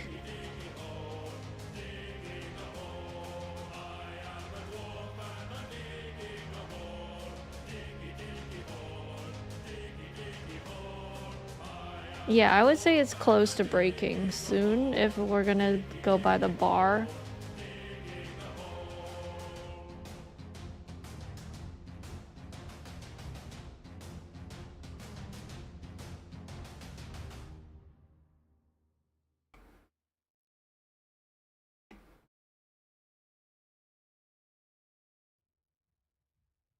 Dang it, I'm gonna have to remember how to repair this again.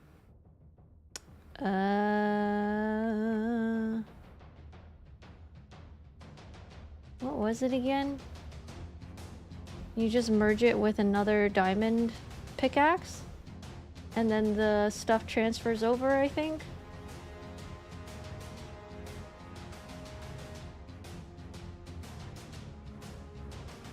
Brothers of the mine rejoice. Oh no, I'm drowning. Raise your pick and raise your voice. Down and down into the deep. Who knows what we'll find beneath? Diamonds, rubies, gold and gold, hidden in the mountain store. Born underground, suckled from a teeth of stone, raised in the dark, the safety of a mountain home. Skin made of iron, steel in our bones. To dig makes us free. Come on, brother, sing with me. Oh shit, you guys got deep slate gold ore?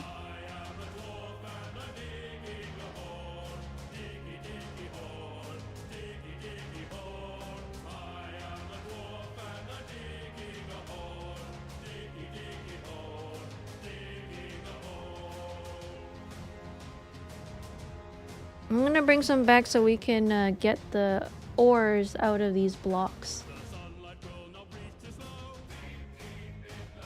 Never seen a blue moon glow. Fill a glass and down some meat. Stop your bellies at the feast. Stumble home and fall asleep. I think the anvil keeps the enchantments. If I remember correctly.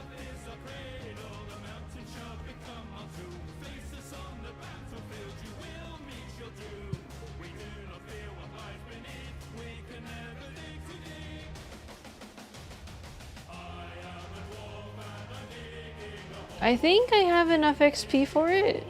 Maybe.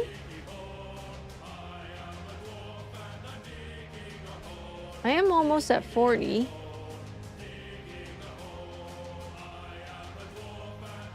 I think what was it? The last time I did this, I went through the portal to the Guardian farm.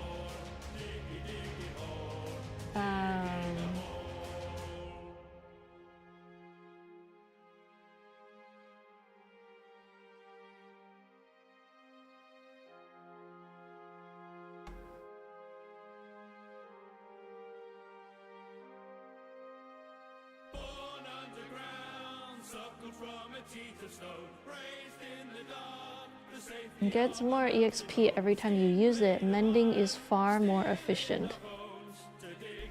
Oh, wait. Is that mending? Am I mending it through the anvil?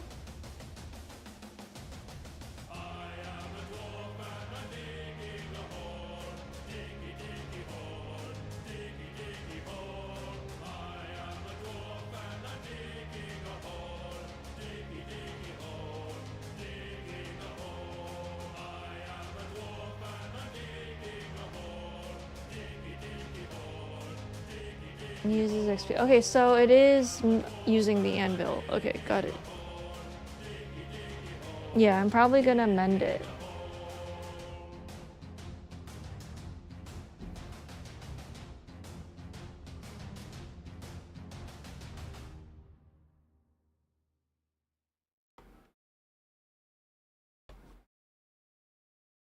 I need to start bringing the minecarts over.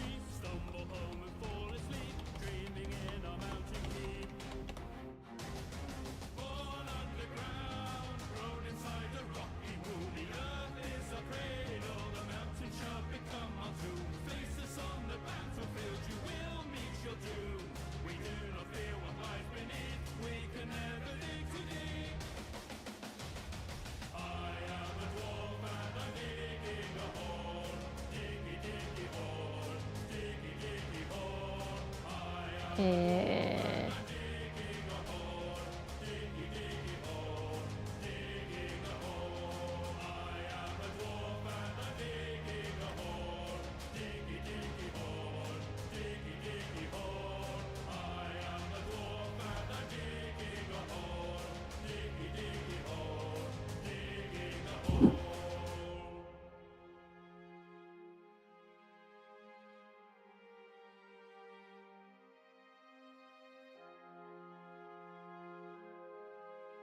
Now it's just the coal ore left. Born underground, suckled from a teeth of stone, raised in the dark, the safety of a mountain home, skin made of iron, steel in our bones. To dig and dig makes us free. Come on, brother, sing with me. Oh. Wait, unbreaking is a lie. What the heck?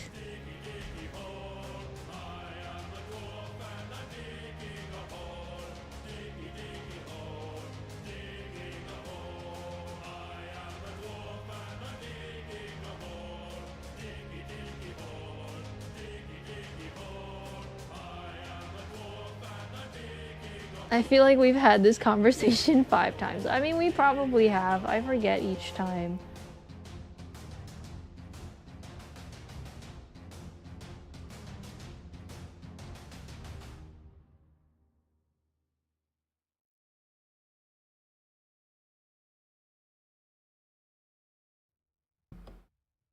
Okay. But I probably will be back to use the spare axes that you've brought. I think I'm also gonna try to do the thing where I mine and then have the silk touch one in offhand.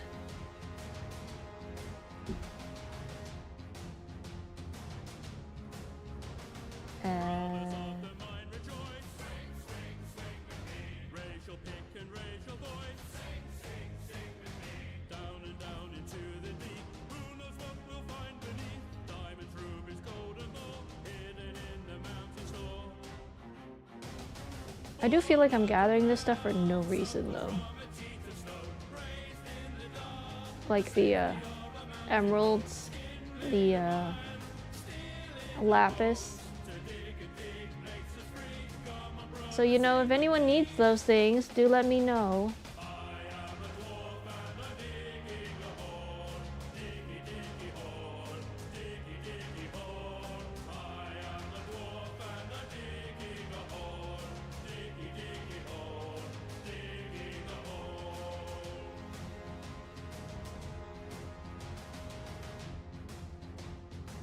Okay. The sunlight will not reach too slow.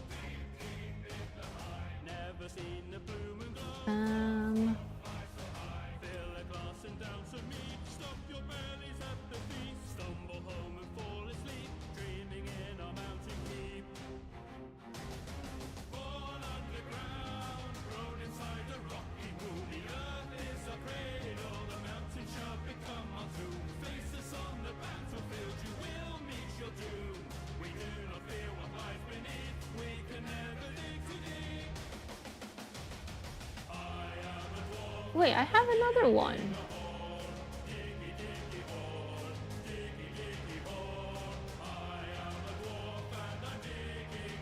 Yeah, no worries, Doc. Thank you for joining the hole digging. Have good nature.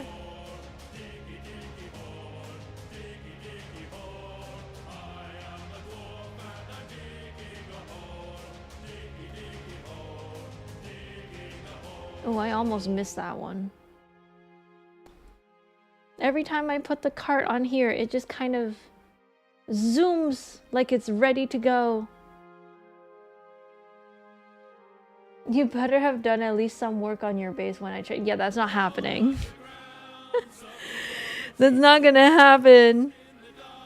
The safety of a mountain home, skin made of iron, steel in our bones. You know, I will say the one thing is that when I have decided to do something, I do it. and then I don't do anything else. My one-track mindedness is at least kind of consistent that way. Oh, hi, Cal.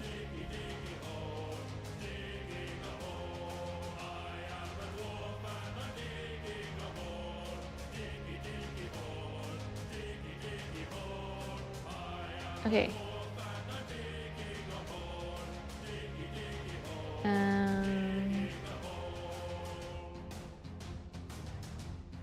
So I actually do have an extra axe that has Unbreaking and Fortune on it. So I think I can keep going. I don't know for how long, but I can keep going.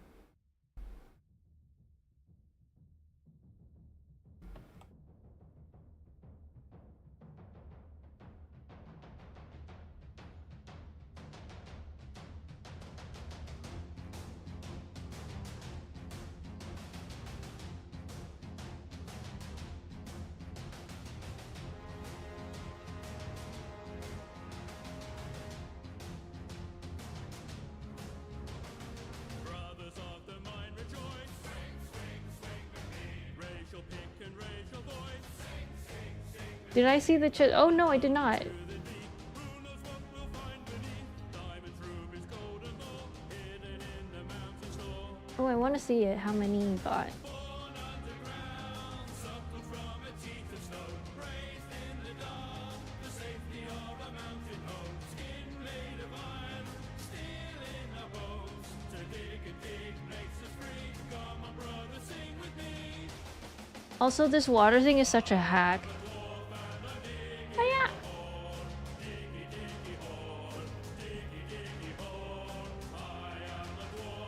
Free pickles! Oh my god. Pickles! Wow. Holy, you really got Unbreaking and Efficiency on them all. Goodness. Sunlight will not reach too slow.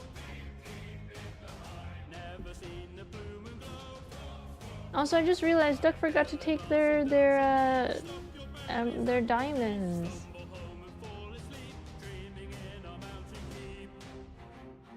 Oh yeah, right. I forgot you bought them from the sellers.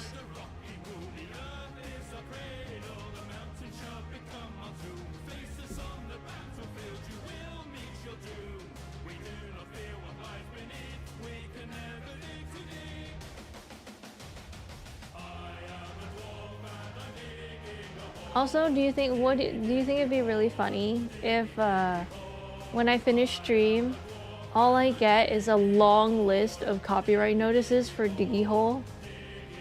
Is nothing else, it's just Diggy Hole. And it's not even like they decided to send me one notice and that's enough because it's the same song. They decided to send me a notice for every single time I played it. I don't think they're that petty, but still. I think it'd be really funny if I saw that.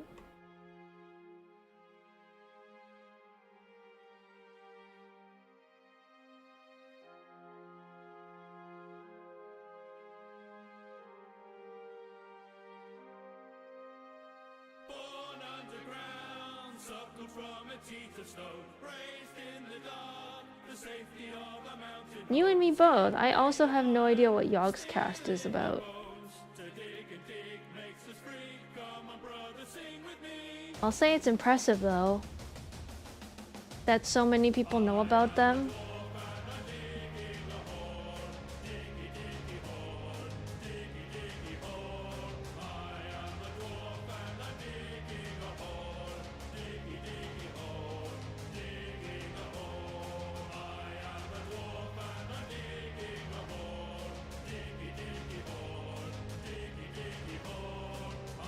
Also, I do wonder though, at what point do you start getting XP for digging?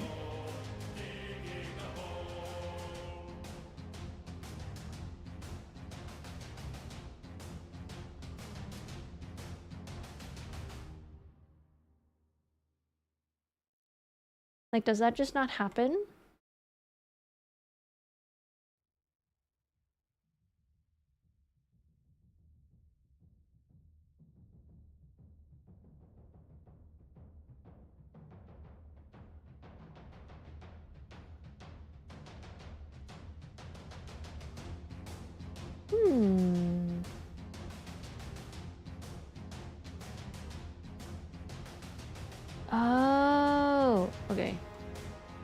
got you.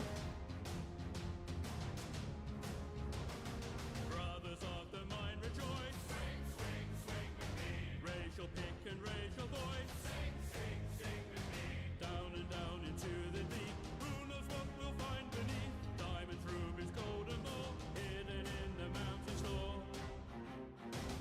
Doesn't need to be processed. Oh, I see.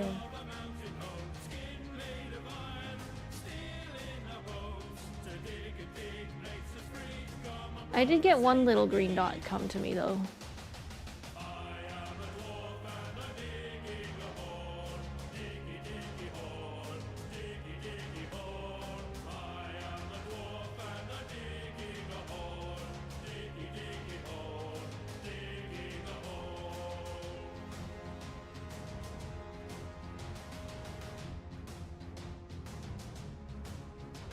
The sunlight will not reach too slow.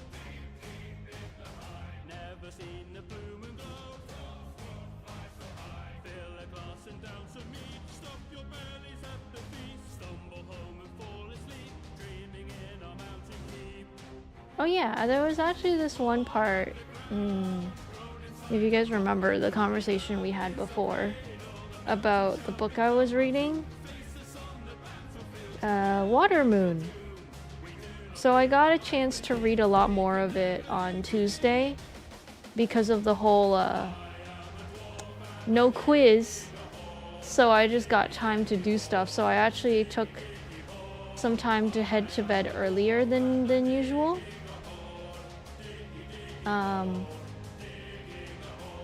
There was a part that I bookmarked that I thought was really cool.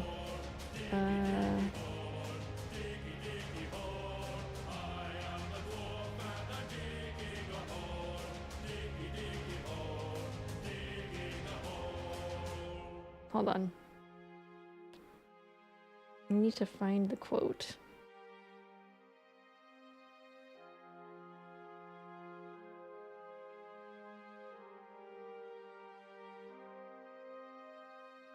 Well, there's a lot of quotes, I will say, now that I'm looking at them. I highlighted quite a few things.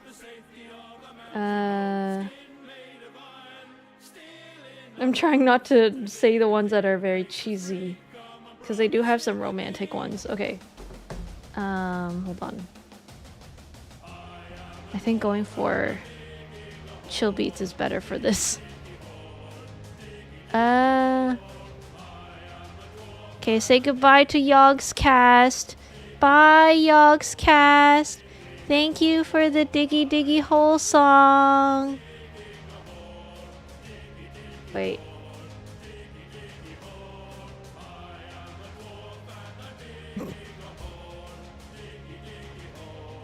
Digging a hole. I can't end it if it doesn't get to the end. There we go. Okay. I feel like I'm in the beach. Okay. Swing our pickaxe side to side. Okay. There was one part where the main character is going through some oh my god. Hi, Bat. Hi, Bat. Why do you appear right here? It's not even dark enough for this. Okay, anyway. The main character is like struggling through some things, and the guy's like well, they're at a dead end, and so he's like, good. And she's like, what? And he goes, because if we don't hit walls, we can't break through them. Every significant scientific discovery ever made was because someone hit a blank wall and decided to push further. And I think something about that quote kind of resonates with me in the way that whenever you stumble across a challenge that you feel is difficult, or even if it's just something you're not comfortable with or you're not familiar with, usually it means it's something good is or breakthrough is gonna happen.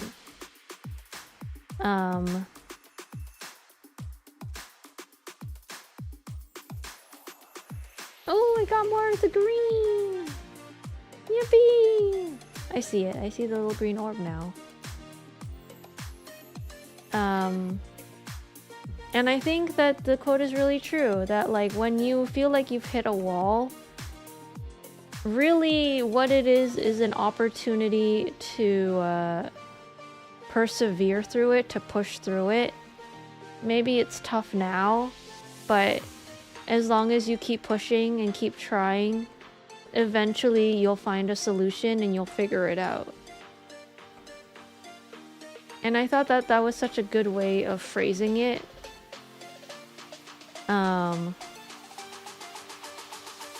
Obviously in this context it's not about, it's about something else. But like I think this is kind of the power of books and writing, is that there are things that you could have heard your entire life. Well, life. I was gonna say lives. That's not true. We're not cats. We don't have multiple lives. Not yet anyway. But there are things that you can hear throughout your life said to you multiple times. You're just like, what? Nah. But until someone just phrases it in a specific way with the specific words that somehow just make sense to you. I think that is kind of the power of reading. Excuse me. Not to mention, like, getting to traverse worlds and explore places that you've never been. Like, reading has such a good way of expanding your mind to things that you're not familiar with, not used to. You could argue like new worlds, new cultures. It's a way to expand your worldview, to be like, hey, wait, the way that we live is different from how other people live.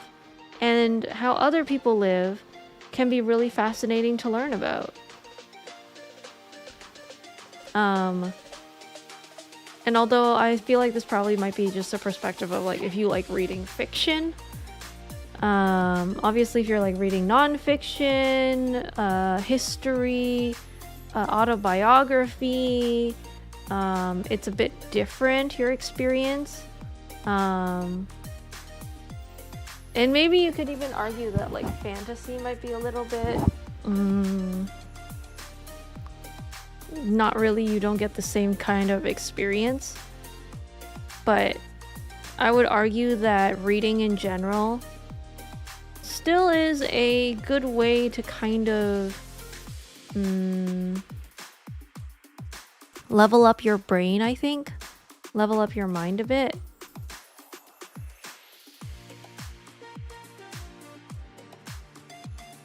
Like if I think about, what was it, like the first time I read a series when I was in middle school?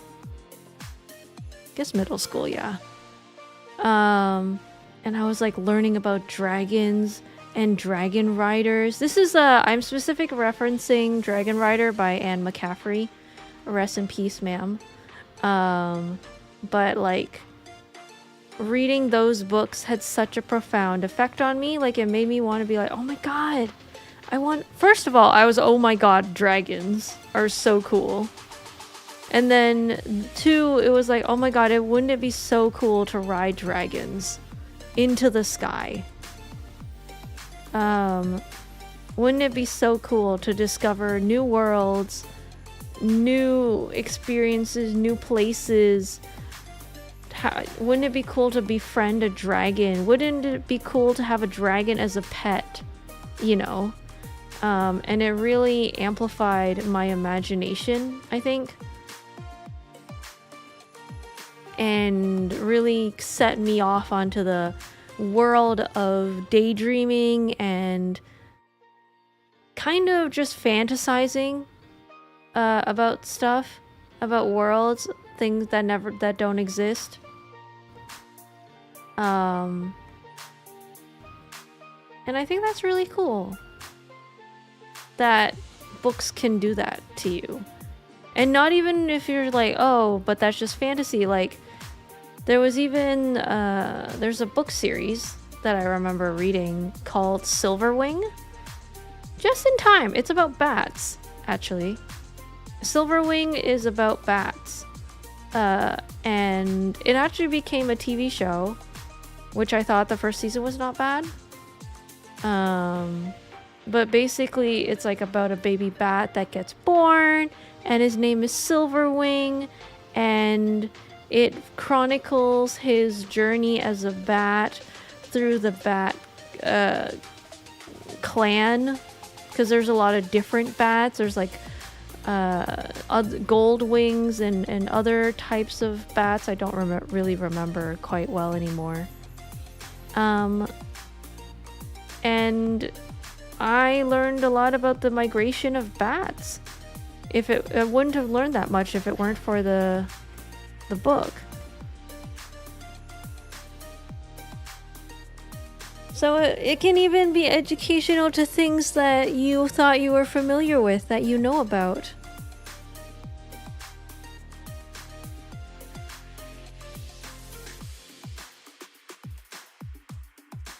So yeah, reading's great. Oh my god, I have so much copper.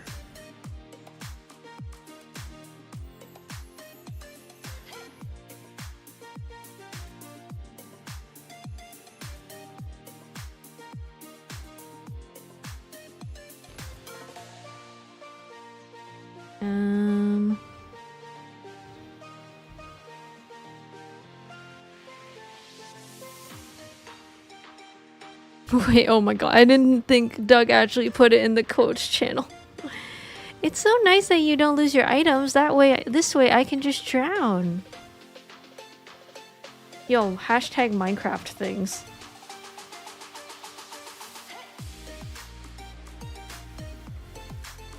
Literally, oh my god, it's so deep.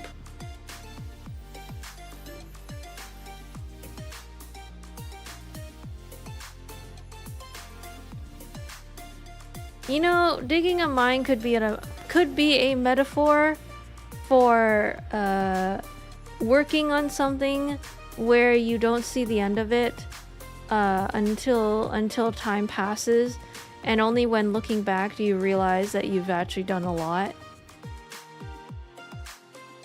Honestly, that could even be the metaphor of life, really. Like, you think you're not accomplishing a lot because you're so close. Like right now it's you're too close to it in terms of proximity of time. You need more time to pass before you're able to really look back and see the progress that you've done.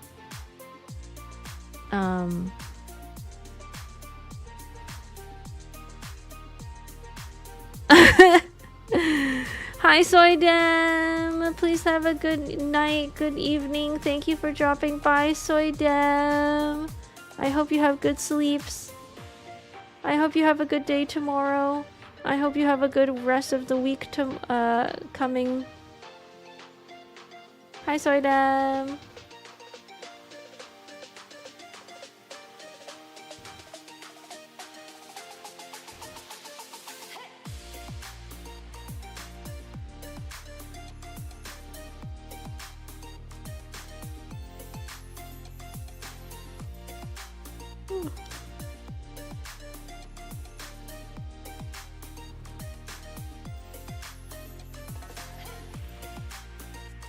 Oh yeah, there was like also I feel like I'm sort of spoiling what Watermoon is like if I just keep reading you guys these quotes, but I swear it's a good book. I swear it's a really, really good book. You should really read it, actually. Lots of cookies! Yay! Cookies! Oh yeah, I still haven't made that cookie recipe yet.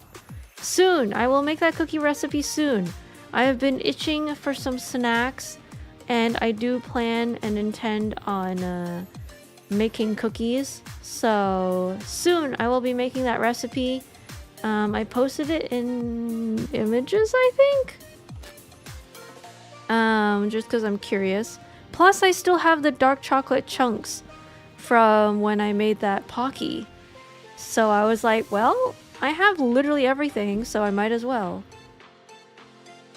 And I'm excited to eat chewy, soft, ooey gooey cookies, because that has always been my favorite type of cookie. Pass the recipe onto the Insta. Ooh, I'll put it on Blue Sky if you want, but I don't think I'll be able to put it on Insta. I'm sorry.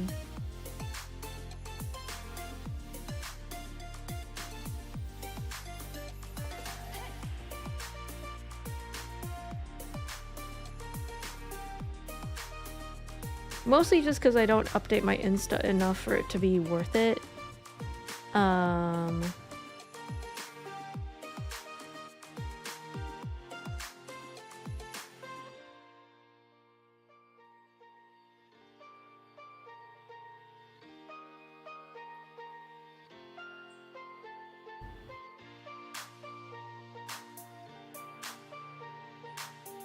But if you want, I can put the recipe on Blue Sky.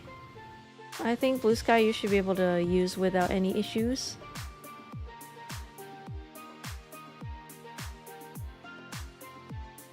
Rafira cookies made by Sophia Rafira. Yeah! Actually, here, let me post it on Blue Sky now.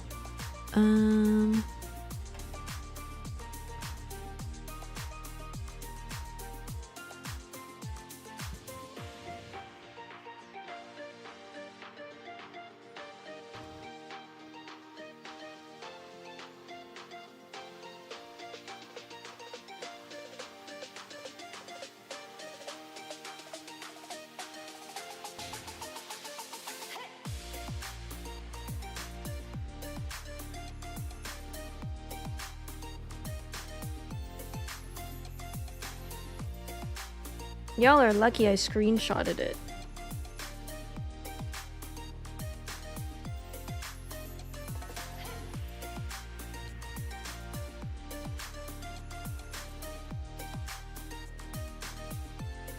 Okay, it's on the Blue Sky. You can go look at it if you want the recipe. If you don't want to join the Discord, that's okay.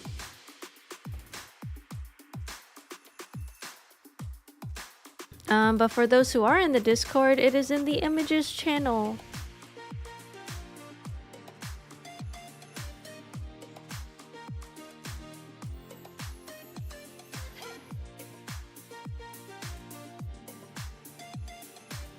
Are the dots cookies? Which dots? Which dots are the cookies? They might just be coal. Or stone fragments, depending on which dots you're referring to. Don't eat the stone! The stone is not cookie!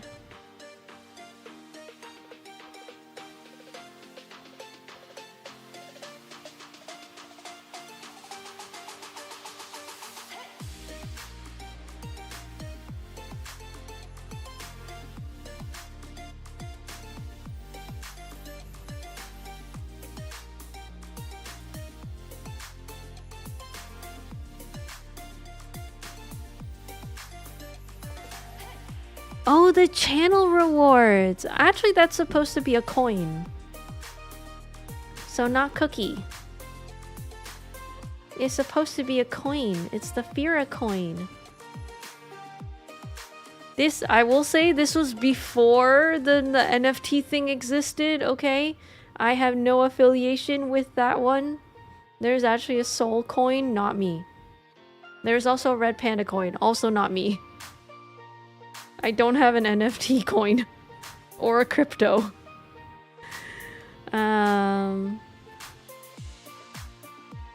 I do wonder what happened to the panda coin though. There used to be a red panda coin where all the crypto was going towards the red panda cause, which I thought wasn't a bad idea.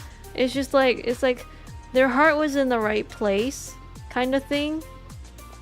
I just wish it wasn't crypto. Actually, yeah, I do wonder what happened to that.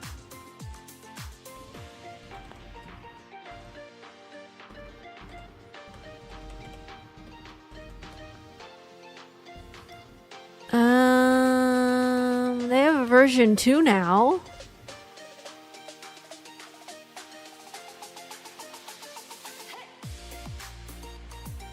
Wouldn't be surprised if they ran with the money, but let's find out. Okay, so according to CoinMarketCap, which is the first result, money sign Red Panda is a token on the Ethereum blockchain designed to bring maximum value to holders while striving to save the endangered red panda. We use various sources of revenue to donate to organizations that support red panda conservation. And currently it is at 819 holders. I don't know what that means. Market cap $0. I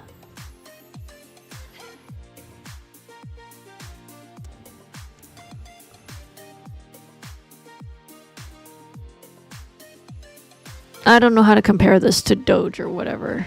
I think it's safe to say it's not doing well. Its market cap is at 0. Oh yeah, it's basically kept dropping. So it started at 0 and never really went up anyway. Its holders started at 825 and now it's at 819 as of right now.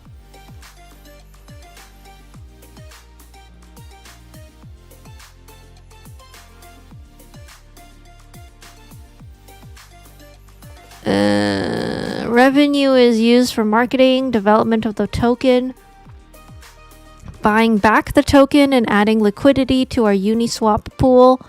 Revenue streams include the taxes from buys and sells of the Red Panda token, and from collecting 91% of the minting fee from the Red Panda Pals NFT collection. The what? Oh my god. What is this? The Red Panda Pals? Oh no. Oh no.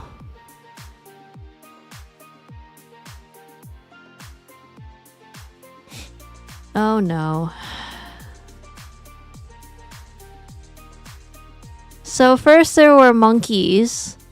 Now there's Red Panda NFTs. Oh my god, they look so bad. Please, they look ugly as fuck.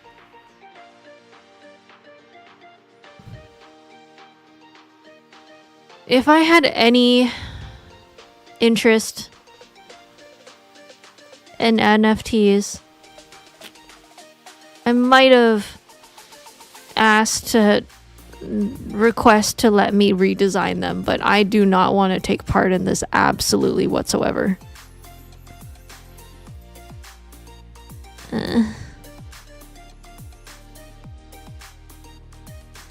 Yeah, no, let's just pretend that doesn't exist. Okay, we're gonna... let's just pretend that doesn't exist.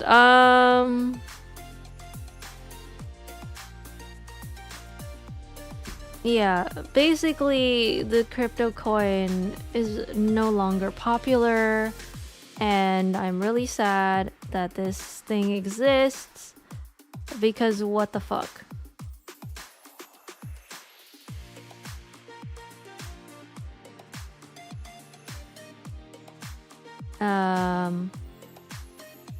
Anyway, don't support NFTs, guys. Cryptos are scams and made to rug pull If you want to be responsible with your yeah. Oh boy. Oh, how do we... Okay.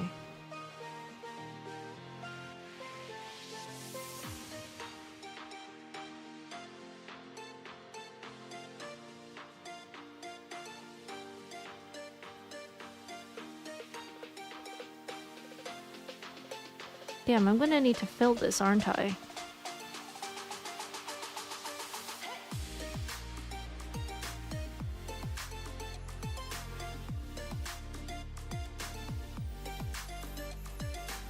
Wait, is this the pool that I think it is? Oh, it is. Okay.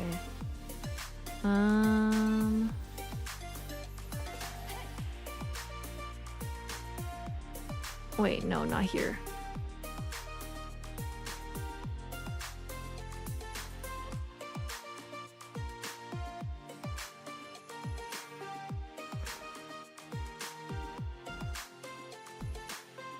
I need to figure out how to fill this properly. There we go.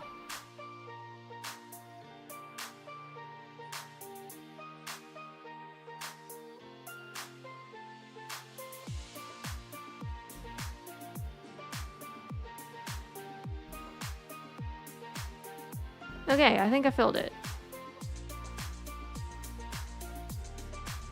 I think it should be okay now.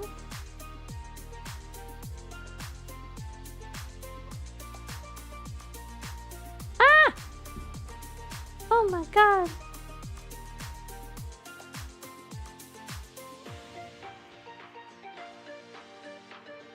Oh, is this how you've been mining, Florn?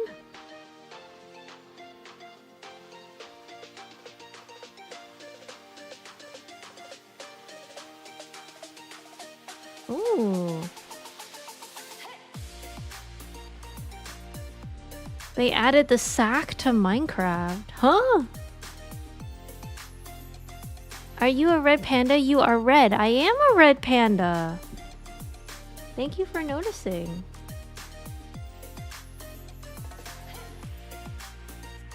Yeah, I do wonder how the backpack is supposed to work. I really think that's new.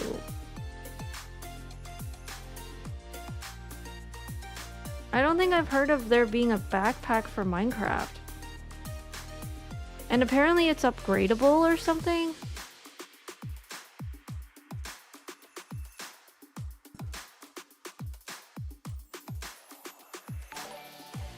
Oh my god, Kane Luong, hello! Let me give you a shout out.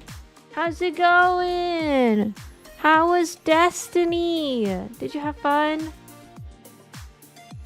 I'm not gonna lie, I don't remember what happens in Destiny anymore.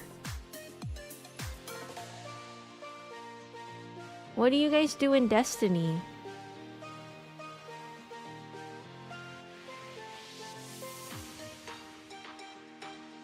Right now we are in Minecraft, digging a hole.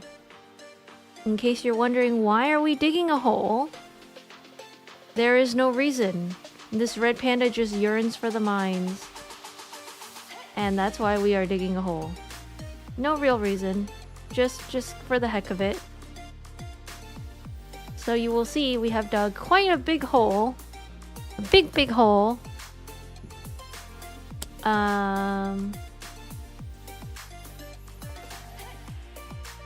Yeah. It is big. It's big hole. We've been doing it all stream today. So this is essentially not just me and my community members.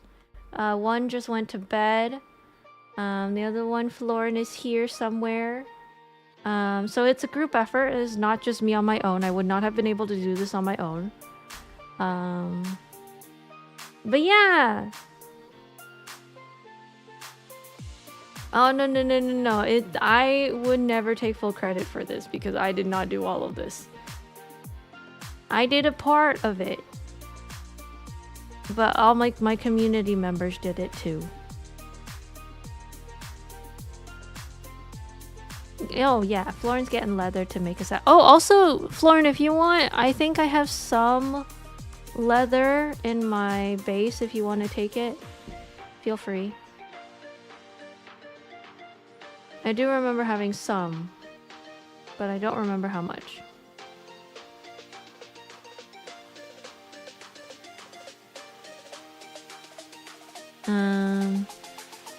What's going to be the purpose of a hole, or is it just a hole? It is literally just a hole for the sake of it being a hole.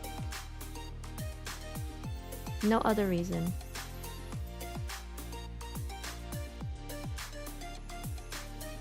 But yeah, how was Destiny?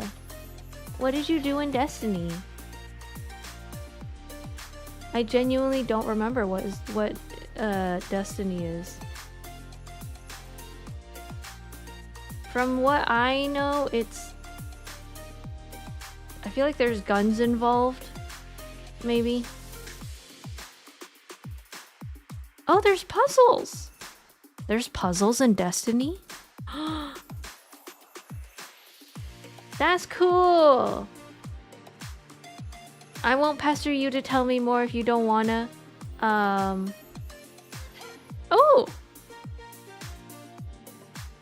It's the sack. What do you do with it? Oh my god.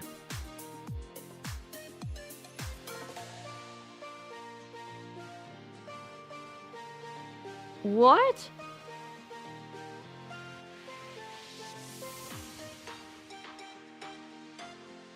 Oh my goodness.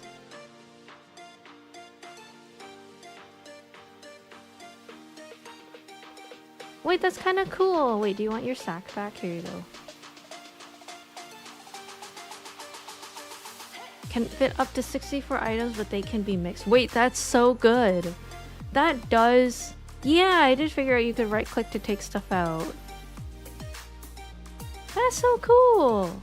Oh, you made two. Oh, thank you. Oh my god, that's so cool. Wait, I can put carrots in here. I can hold... Wait, hold on. I've already been able to carry more carrots in it. But I will put it as carrot. Wait, can I eat it? Oh, no, that's not what that does. Interesting.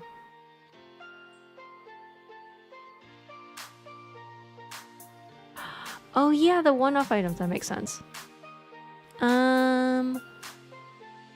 It's a game not worth going back into, as it's really expensive if you aren't already deep into it. Wait, what do you mean? How much is it?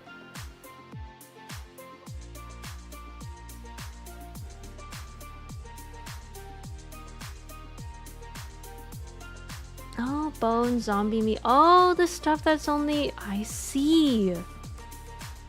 Wait, that is good. Although I have to remember what stuff. Oh yeah. They really can't hold more than... Fascinating. Wait, so what if you want to take out the last item? Because it looks like if you right click it, then it... Only the one that you put in just now. Interesting. Yes, no worries, Kane. Thank you again for the raid. Feel free to... Yes, please do please go get some sleeps. Please have a good rest of your evening. Thank you. And for the people, the raiders. Hello. I don't think I did introduce myself. My name is Fira. I am a celestial red panda. Honestly, that's all you really need to know. This red panda yearns for the mines, and she streams Monday, Wednesday, Friday at 9 p.m. Eastern. She does a variety of things. But basically she just does whatever tickles her fancy. Nothing much. Sometimes she rambles. Sometimes she designs stuff. I do take commissions on my VGen. I do logo commissions. And eventually I will be opening up to schedule, maybe? I don't know. I'm not sure about that one yet. But yeah. Welcome to the Fira pack. We're all chill. Sometimes we reference stuff in the Discord.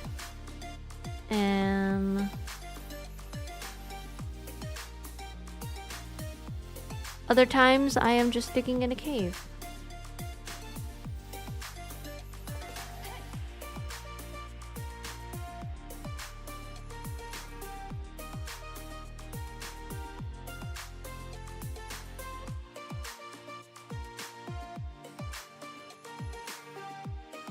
This is so wild. Also, it's almost like they have new UI for the bundle. And it's like, why this one specifically?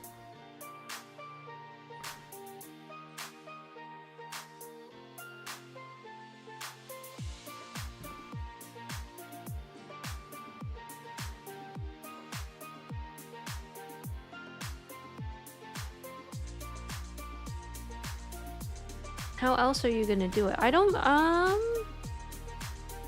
guess I wouldn't say that there is another way to do it. I just think it's kind of funny that this one has...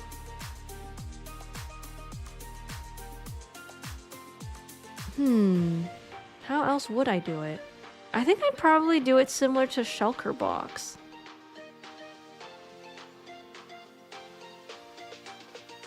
Like it would just be a list of items. And 4 more. And 18 more, you know, something like that, probably.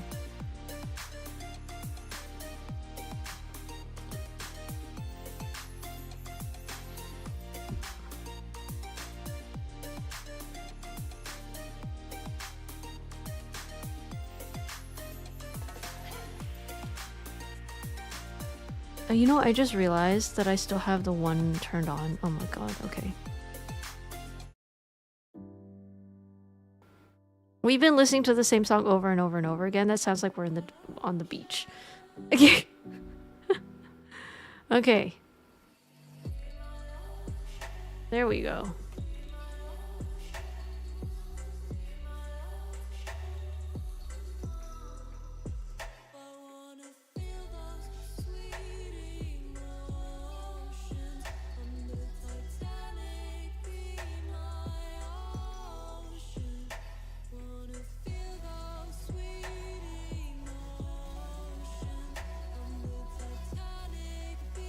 Also, I will say, you may think that Minecraft is just a game, but so often, I'll like look over and like I would get the exact same feeling that I would get if I was looking over, I don't know, the fucking CN Tower or something. Damn, even for a game, like your brain, even though I'm just like sitting here in a computer chair, like literally life is not in danger whatsoever, my brain still processes the view as if I'm actually looking over. Like I get, man, I get the tingles just looking down there, which is crazy because it's just a game.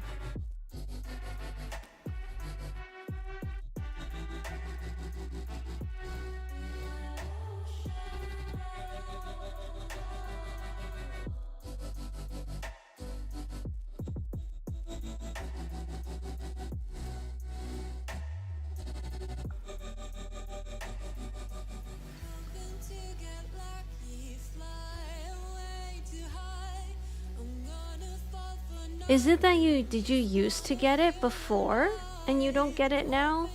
Or you never did get it?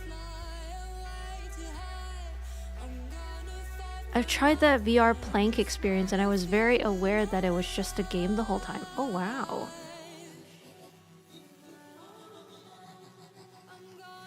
I think it's possible you could also be maybe desensitized to it. So maybe you just don't feel it. I mean, you could argue that, like... When was the first time I discovered Minecraft? At least 5 years ago. Like, I literally discovered Minecraft, like, started playing seriously when I started streaming. When I started VTubing. So, that would basically be 5 years. Oh! No! Oh my god, it's those creepy fluffy things.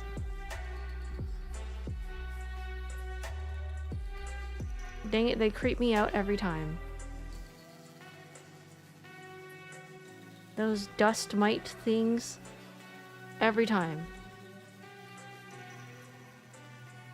But yeah, I feel like 5 years is not enough apparently. I really like the sack. All those annoying bones and bits that fill up my inventory, I can just boop away into the bag. Yeah, I think it's really good for the individualized items. Oh my god, the buckets! The buckets! You could put so many buckets in it! Think of the possibilities of the buckets. Oh my goodness. The buckets really be taking up space if you try to hold on to more than one. You could even have a sack full of axolotls, yo! Because that's also 1 by 1. Oh my goodness, the possibilities are endless.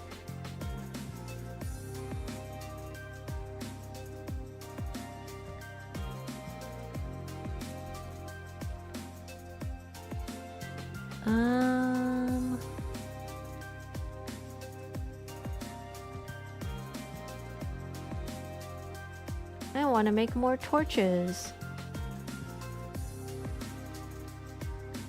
Okay, I'm gonna go back and make more torches.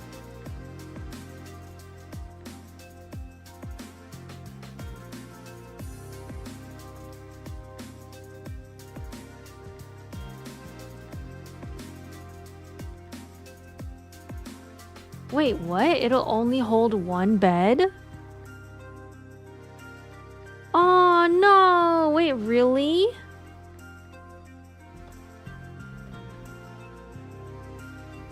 Okay, I'll go over manually this time so that I can bring back some of the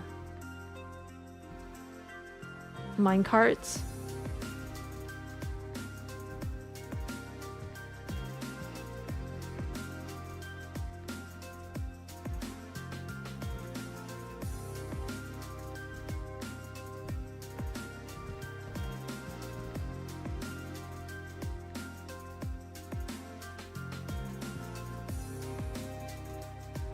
Only holds 1 bucket. Oh, why did they set restrictions on that, yo? Oh, that kind of ruins it a bit. That would have been so good for items that are like only 1. Maybe they're trying to make it logical. Like, of course, the sack can only hold 1 bed. But like, it's Minecraft. Come on.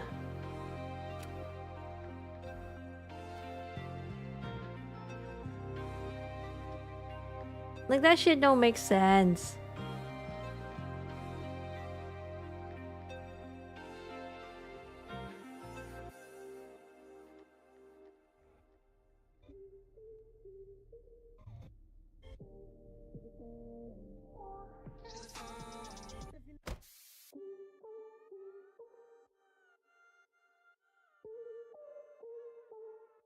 I need sticks.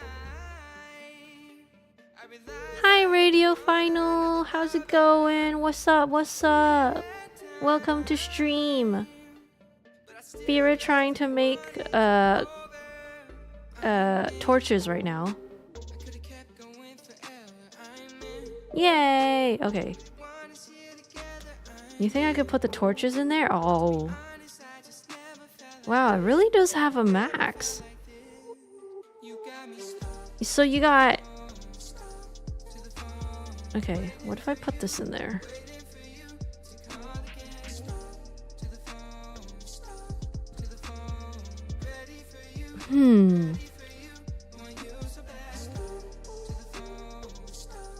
Yeah, put the sack in the shulker box. Expand your shulker box. Are you a panda? I am. I am a red panda. Nice to meet you. What brings you to my parts of the celestial forest? Get it? Because I'm Sulfira. Celestial, and I'm a celestial red panda. So the celestial okay. How's it going?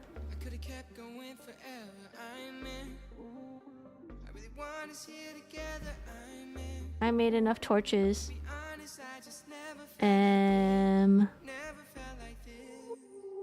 You are correct. This is one of the cozy, comfy streams. And while we listen to chill music, and I ramble on about whatever comes to my head.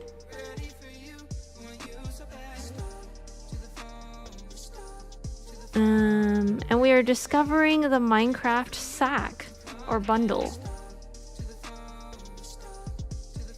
Basically like a stack of 64, but it doesn't have to be one type.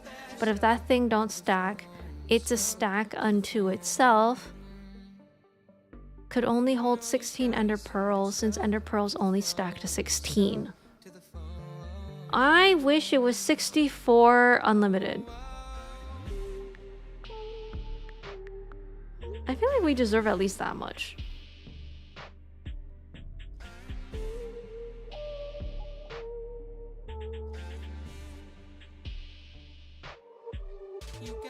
Also, feel free to enjoy the scenery.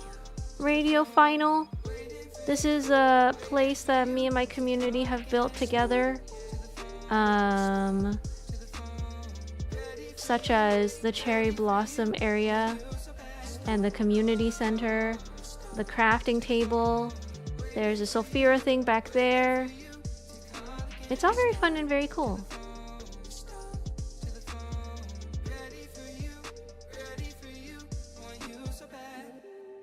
You can look over the edge of the hole now. Oh! Okay.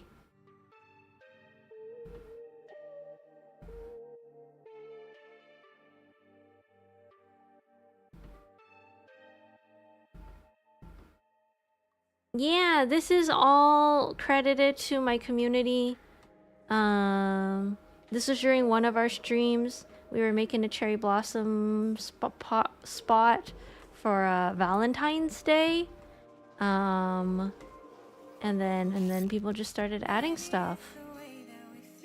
Very warm and cozy, nice and chill, you know. You got a little chair to hide under the leaves, and komorebi.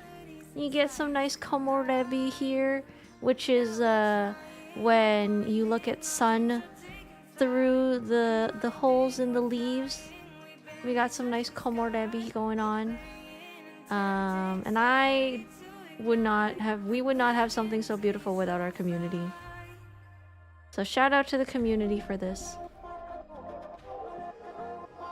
Can you tell us a story? What kind of story are you looking for?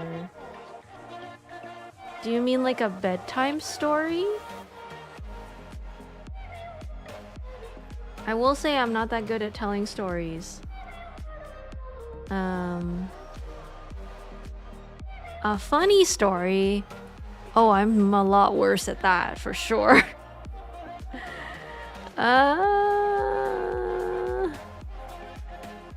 Sorry, I don't think I got a story for you. Unfortunately, that is one of my weak points. I'm not great at storytelling. The little panda that could get turned into a failed NFT. Aww. Unfortunately, I am not good at telling stories. You will find that the way that I tell stories is sort of a jumbled mess, really. it's like I'll start with one topic and then I'll forget I was talking about that topic and get caught on a side tangent and end up talking about a different topic and then get caught up and start talking about another topic. I have a very ADHD way of telling a story. So I do not think I could be able to do that. How was 2024? Ooh, I can give life story. 2024.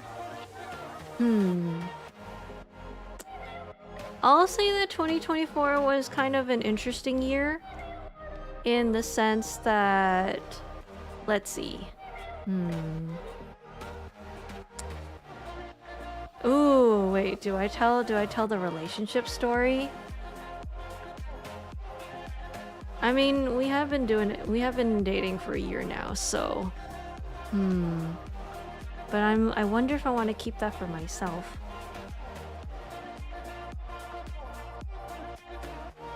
Okay, I'll give a summary. I won't give details. I think details might be too much. So basically early 2024, like really early. I'm talking January or February, somewhere around there. First few months of 2024, Fira was like, I'm kind of ready now. I have processed my past relationship. I've spent long enough processing my last relationship, and I feel like I have done the self-reflection and I am ready to hop right into the dating scene again. So Fira decides to download a couple dating apps. Not Tinder. I'm not a Tinder person. I'm a very much a long-term relationship finder. I don't do short-term relationships. For reference, all my relationships have mostly been at least a year or longer. I don't do short-term. And also I will say, generally the time I take to process a relationship is also about a year. So it's usually like I'll date for like a year and a bit, and then it feels like we'll break up, and then I'll spend a year processing it all, trying to improve myself, trying to find myself again, understand what happened, try to be better, learn from my mistakes, you know, that kind of thing. So for me, the beginning of 2024 was when Fira was like, you know what, maybe it's time to jump back into the dating scene. And so I download 2 dating apps. I do Hinge, and I also do OkCupid. Fira reminiscing about OkCupid back in its glory days. OkCupid being the dating app where you take a quiz and it matches you with people who gave similar answers to you or gave answers that you thought were acceptable, and it would just match you based on percentage, essentially. Ooh, I don't remember who the first person I went on a date with, though. I just remember I went on quite a few dates, but definitely, according to what I've heard, less than most people. Apparently people go on quite a few dates before they find someone that they kind of settle down with, or they like find the one. I will say I guess I kind of got lucky because I've never really had to go on that many. So technically you could argue that like, oh, I shouldn't have had that many dating stories, but I do kind of have quite a few dating stories somehow. But yeah, so I start kind of like meeting dudes, meeting guys, talking to guys. I'm also very one-track minded. So, again, this is from what I've heard. Apparently, people like to talk to multiple people at once. I cannot do that. I genuinely cannot do that. It's not that I don't want to. It's I genuinely cannot do that. I do not have the focus for it. I do not have the emotional capability to talk to multiple people at once. I talk to one person, and then I spend all my focus on that one person. And then I find out it doesn't work out, and then I move on to the next person, and then I only focus on that one person. I don't have the mental capability to talk to multiple people and be like, oh, you know, I'm just trying to gauge which guy is better than the other one and find the best option out of the... Yeah, I can't do it. Impossible for me to do something like that. So, let's see. I talk to this one guy. He seems cool. I am also quite open about my streaming career. So, they seem okay with me being a streamer. Essentially like a content creator is how I would describe it. They seem okay with me being a content creator. And so we got off to talking, and then... Oh, here's another one. Is like, I'm okay with meeting people. I do agree that to a certain extent, sometimes this talking stage can be too long, and that you kind of end up... Is this content? Am I experiencing content right now? You are literally content. Congratulations on being content.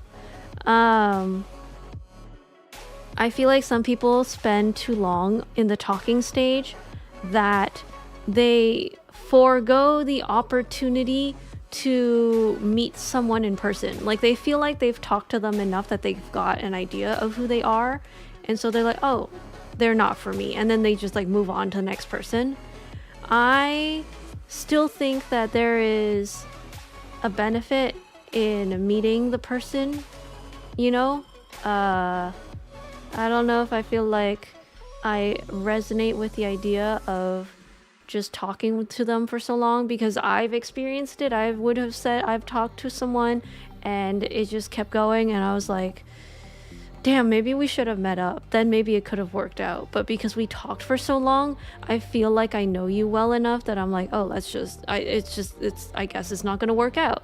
But who knows? Maybe it could have worked out if we met up. Because I'll say the physical vibing is not really something you can gauge just by talking online via chat. It's just I feel like that's just not how it works.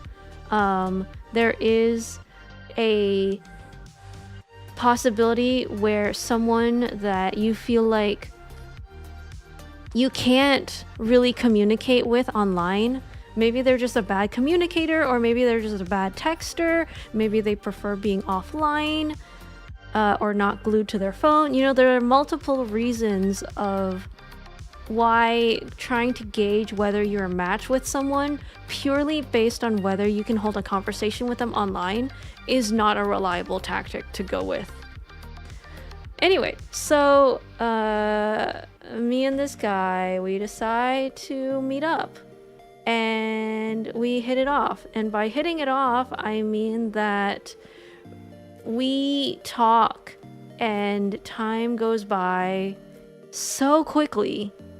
Like, I'm saying we meet at, I don't know, 3 p.m. or something, like in the afternoon, right? And we talk up until it's fucking like 9 p.m. I need to go home, take the bus home, kind of thing. And that's when I was like, oh, okay, I can have a conversation with this person. I can connect with this person.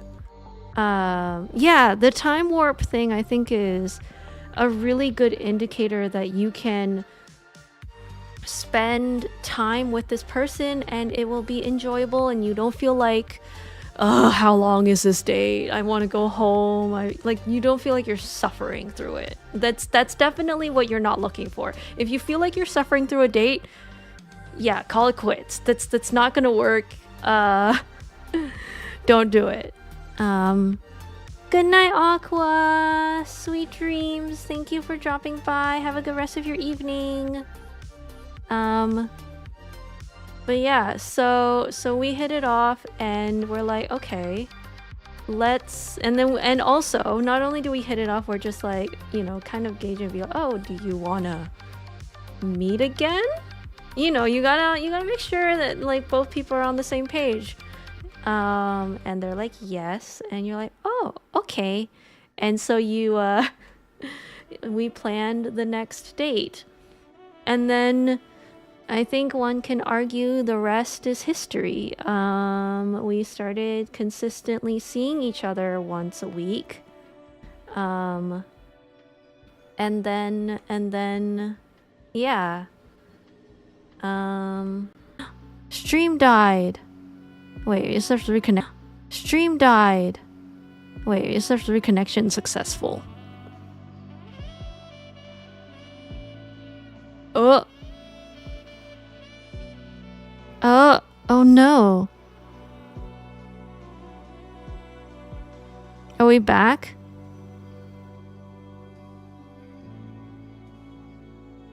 Are we okay? Are we back? Okay, where did I cut off at? Oh, Serenity! Thank you for redeeming first, congrats. Also, hello. I'm here, sheesh, you can stop pinging now. Stop, stream, start, stream, stop, stream, start, stream. No, I'm kidding. But hello, you dropped in at the perfect time. Fira doing her little dating story. But wait, hold on. Where did we cut off? Where did I cut off before stream started buffering? I think it was you met in real life. Yes, we did. So yeah, I think that's basically it. We hit it off and then we just kept meeting once a week. And then it became 2 times a week. And oh, there it is. Wow, she's really having problems, huh?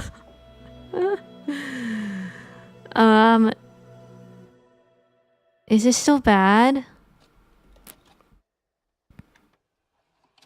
It should be okay now. It looks like it's okay now.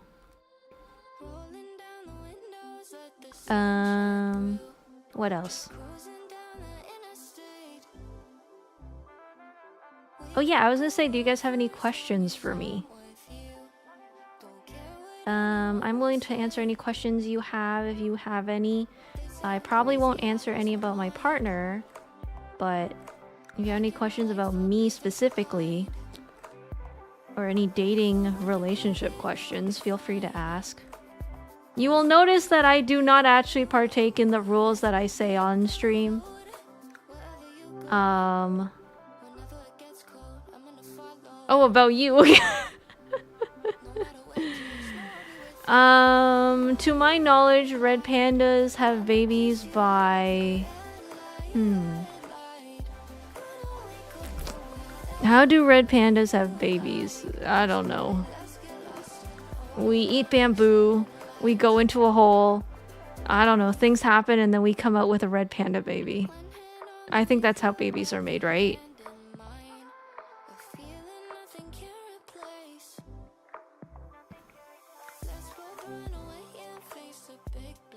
Can you guys hear me? Are you guys unable to hear me?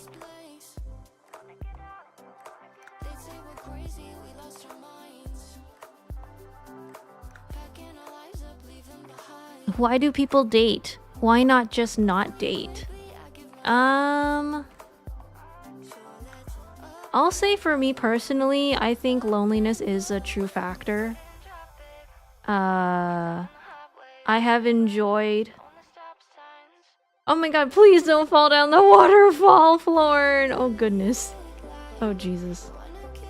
I do think that loneliness is a very real feeling. Holy shit.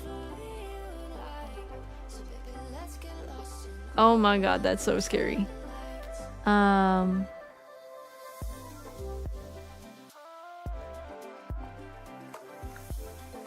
Ooh, I only ask as an asexual ace person, it can be difficult to understand this stuff. I think that's fair. I'll say that for me, I am your very average, typical cis-straight person, woman, girl. I have those typical memories of like being back in high school and having crushes on guys. I have friends who are ace, and I don't actually think... So here's the weird thing is like a lot of people think ace is like the lack of something. But like I'll say that from my experience with my ace friends, that was never what it was. It wasn't that they lacked anything. It was just simply... I just had crushes on guys and they didn't. It wasn't that like, oh, they don't have the ability to like anybody. Because it's like, they like me as a friend. It's not like they don't have the ability to you know... So I'll say that it's just simply... They just had different priorities in life. That's really all it came down to. And I think... that experience helped me helped me understand ace even before there was a term for it. Like, it wasn't like, oh, they were ace and they immediately knew that term, because back then it wasn't that common. The term wasn't that common that people would know it. Hi Sergeant Ghost Reaper, welcome to stream. Fierce talking about her dating life and ace-ness, I think. Wait, not... Well, other people's ace-ness. And my... Yeah.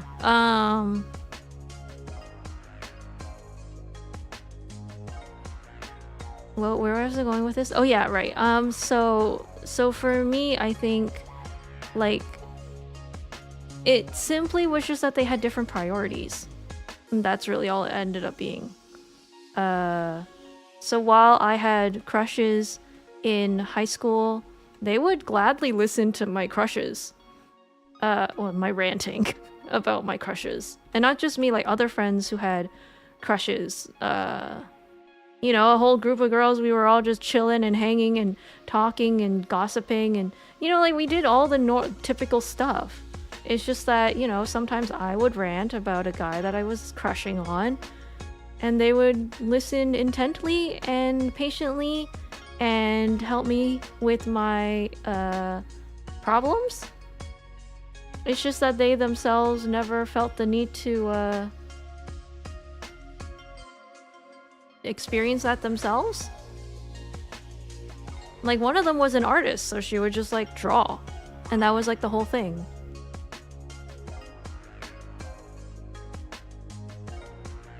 How are you doing? Are you just digging all the way down? Oh my goodness.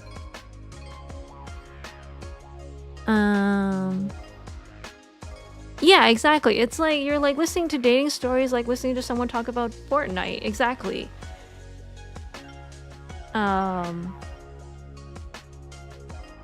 What else? Oh yeah, why not just not date? Oh right. So danger. Okay. I don't want to die. Here, I'll drop down here. Yeah, so for me, the reason why I got back into dating was because I was lonely. I like companionship. Oh! Ouch. Well. Yeah, I like companionship. I have had experiences where I was... Well, okay. My first real relationship... I can talk about that one. So, since I'm not dating them anymore. So, they were a lot older than me. At least by 5 to 7 years, I'll say. I was in my mid-20s, I'll say. Yeah, around there. I was in my mid-20s. They were in their 30s. And we dated for a year. I think almost a year. And so he owned a place. And naturally over time, I kind of moved in with him for a bit. I enjoy that kind of thing. Also, oh my god, May! Hi, how's it going? Oh my god, May, how are you? I hope you've been well. I'm just talking about my dating stories. That's really it. Screw dating, I'ma just get married. You can if you want to. No one says you have to date. Excuse me. You can just get married. No, you can just do stuff. When you're an adult, you can just do stuff. You don't have to wait for people's permission. I do like people being happy, so them being in a relationship that makes them happy makes me happy. Yeah, me too. I love it when people are in happy relationships. I also want people to be happy.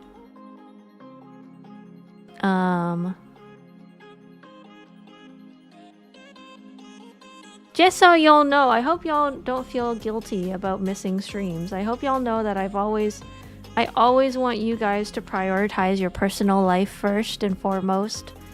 I'm always happy to see y'all in stream. Whenever you're able to make it. That's all that matters to me. If you're able to make it, I'm glad. That's all that's it. No need to feel pressure to be like, oh no, she'll be mad if I don't make it. Nah, nothing like that. I'm glad you guys are able to make it in the first place. That's more than enough for me. Oh right, companionship, right. So, and it's not like I've not gotten used to being...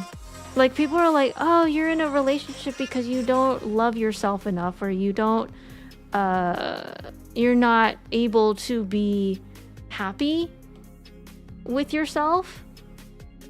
Like, they think that, like, the loneliness is that, oh, because I'm not comfortable with... I guess they say it like sitting with yourself, like just being in a room and that's it, and it's just you and your hobbies and whatever. And I would like to say to those people, those naysayers, I would like to say, I'm an only child. That's my entire life. Like, that's literally my entire life is like, I don't have siblings. It's just me. I developed how to love myself a long time ago.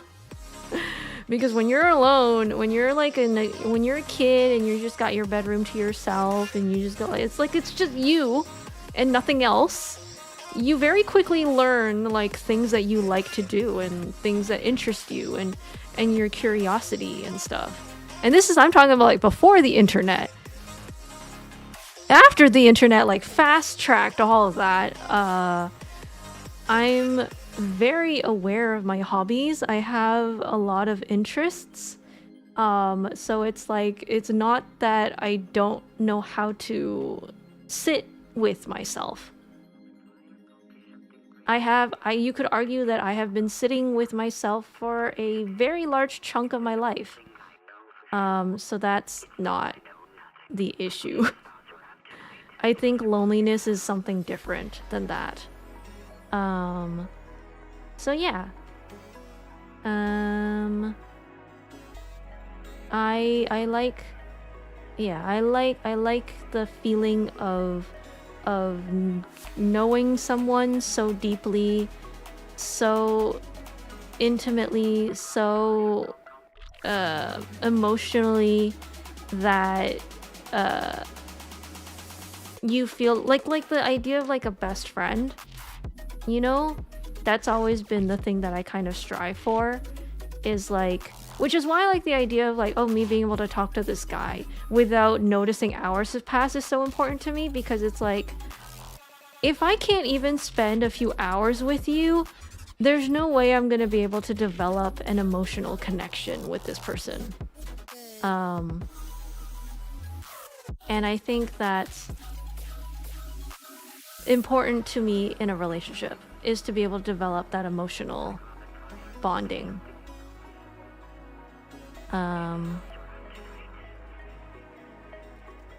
What am I digging into? Is this Deep Slate? Okay, there we go.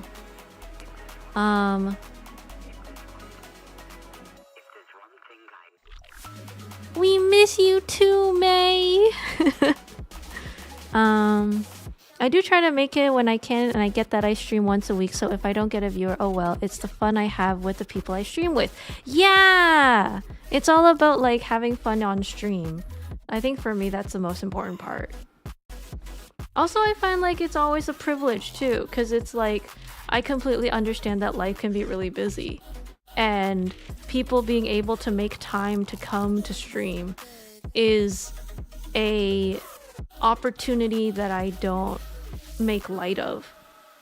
Like, that's an honor that people like. There are so many in this day and age, there are so many things that people can do with their lives, you know, like some people can use it to pass out because they're really tired from work. That's like a completely valid reason.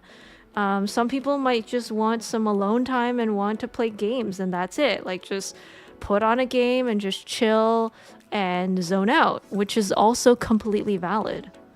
So when people are like, hey, I want to go check out Fira's stream, I'm like, oh my god, out of all the things that you could do, that could you decide to spend it with me, you decide to spend it watching me?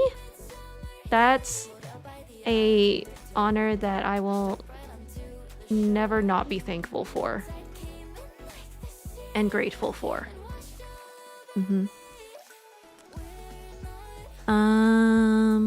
Did you have a lot of friends as a kid?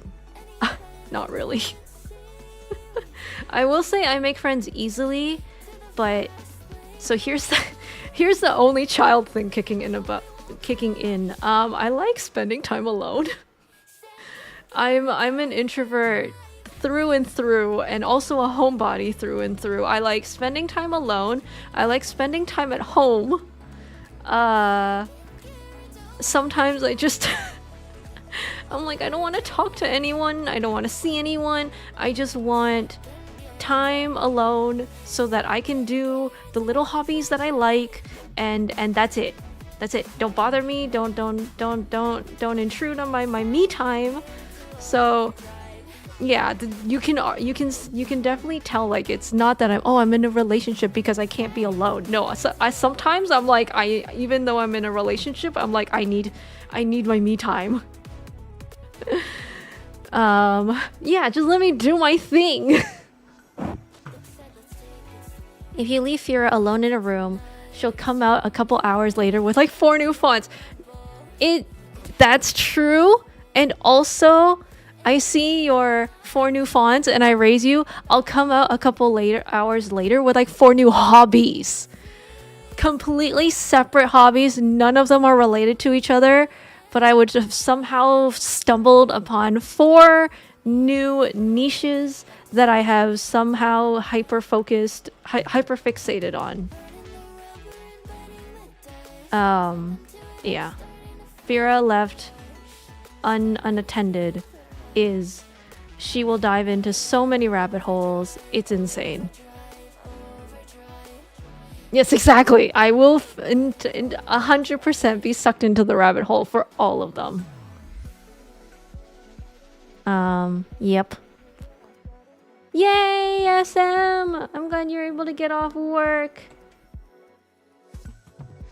good job. Good job. You did a good job today. Thank you for working so hard. You did good. I have 3 siblings. I like spending time alone. You know what? Honestly, I think if I had siblings, I would probably still be similar to you. I would just be like, leave me alone. Give me my me time. Stop bothering me. Although I do wonder if I would have more tolerance for teasing. That's the one thing that I'm like, maybe I need siblings for that one. But yeah, so I'll say that for me, I do get lonely in the like relationship sense, in the like emotional bonding sense. So I go out and I date and I look to see what's out there. I will say part of the fun of dating is getting to learn about new people and new lives. Like, if nothing else, the one thing that I can say that I've taken away from dating, which I guess I'm lucky enough to say this, is that it's always given me a new perspective on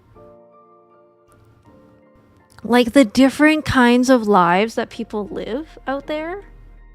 Because when I don't know about other people, but when I'm going on a date, I make it my job to try to learn about these people. Like, what do they do? Why did they pick the job that they picked? Although some would argue that that's a little too deep for a first date question, which I guess I don't have that kind of filter. I will 100% jump right into the deep questions because I think the deep questions is... Okay, selfishly, it's like to fulfill my curiosity, okay? I will admit that it is because I have a very strong curiosity about people, the decisions they make, and why they made those decisions. It's not even like, oh, well, I mean, partially it is because I want to know how they think, and that is a exciting part for me. But at the same time, it's also like, hey, if nothing else comes out of this date, like, let's just say it doesn't vibe, you know, nothing works. You know, that's fine, that's cool. Like, it's okay that people don't vibe. You can always find someone else that you vibe with. At the very least, like, I think it's a good thing to be able to talk with people that you don't vibe with and still see them as a human being and still understand that, like, they have their motivations in life, whether it be, you know, like they are working on a promotion or they want to elevate their career or they have a family that they want to provide for, you know, like these are human stories that I want to hear about and I want to learn about. So even if it doesn't work out, like, to me, it's still a win in my books because I'm like, oh yeah, there are people like you out there and who are just as valid and also deserve to be thought about and considered.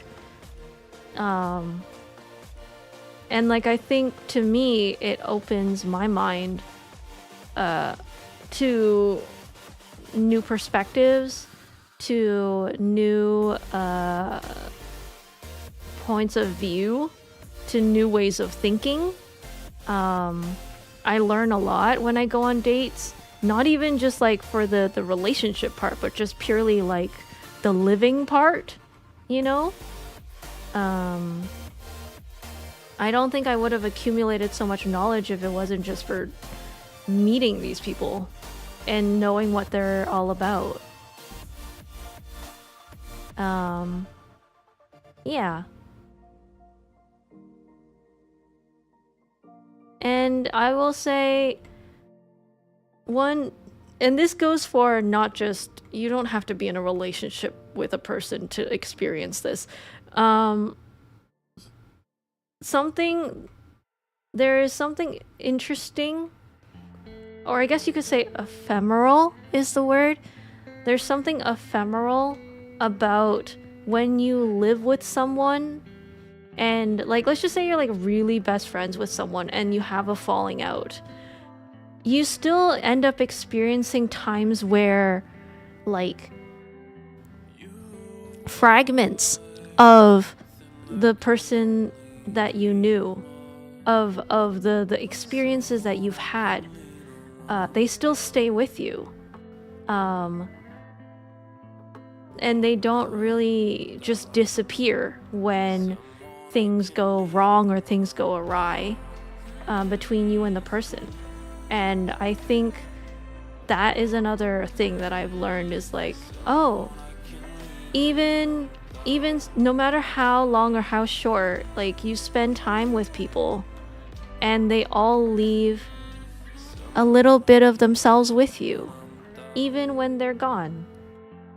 And I think that's cool. Oh, you found the bottom? Oh my god.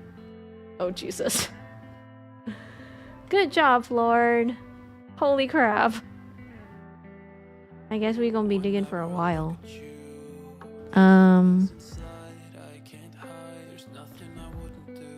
But yeah.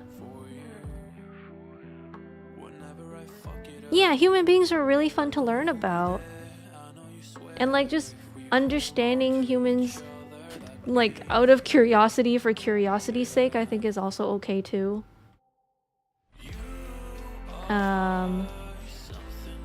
Yeah. Also I will say that is something I do put on my dating profile is that I say as a streamer. Well, okay, I don't say as a streamer because there are some people on there who purely put their social profile just to gain followers, and I never wanted to be like that, so I would omit that I was a streamer, but I would say I was a content creator or something similar, like a vague term. And I would say that one of the best parts is that I get to meet people from all over the world, and again, same thing, expand my worldview with people's perspectives, with people's point of view, learn about where they come from, understand like their struggles living where they are, and how like we could be living from on the opposite sides of the planet and still have similar struggles, and at the same time also share different struggles. Like, interesting to see which struggles are the same and which struggles are not, you know? And I think that's really cool to do too. You sound smart. I'm just really creative. Creative? No, curious. I'm just really, really, really curious. I like to describe myself as like... Okay, this is not I'm not saying that I am a cat, but I am saying that, you know the saying that like curiosity killed the cat? I feel like I am that cat. I'm just kind of like so curious, maybe too curious for my own good, that that is what fuels me. Curiosity did what?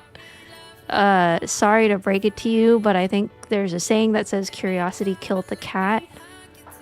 Time for me to go as I have to be up for the doctors tomorrow. Going to get my brain looked at. Ooh! I hope you get good results. Please be careful. Stay informed. And I hope you get the results that you are hoping for. Hope the rest of the stream goes well. Thank you, Sergeant Ghost Reaper. Thank you for dropping by. Thank you for hanging out. Yeah. Oh, headaches and sharp pain and passing out. Oh my goodness, yeah. I hope the doctors are able to give you a solution to help you figure that out.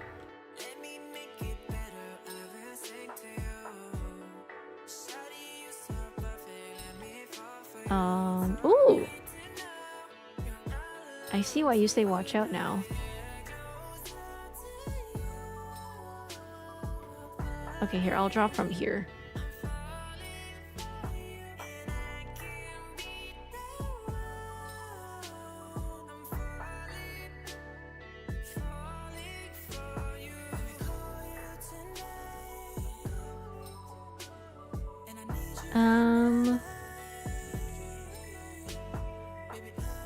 What else? What else? I'm trying to remember the initial question. The initial question is why not just not date? What else? I talked about loneliness. I guess, well, I'll say I'm not really educated enough to really explain what that feels like. I just can say that, at least for me, it sometimes does feel like something is missing. That's really the best way I can explain loneliness as a feeling. Is it sometimes feels like something is missing. And it's not like your life isn't fulfilled or anything, but it does feel like, something,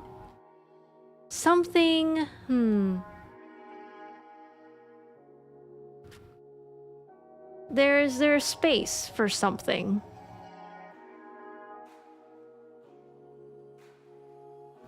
Missing like in a sad way. I think so. And it's not something that like, oh, being happy with yourself and sitting with yourself is gonna solve. I think that's why like I like the word companionship, because I think that might be a more inclusive way to say it, to explain it for someone who is ace maybe. Because for me, I call it relationship, but you can also argue that the feeling is similar to like that one special friend or something like that. I don't know. Maybe it's not as inclusive as I thought. But I think that's like kind of the best way that I can explain it, without tying it to romantic terms, I guess. Or like sexually charged terms, is that companionship.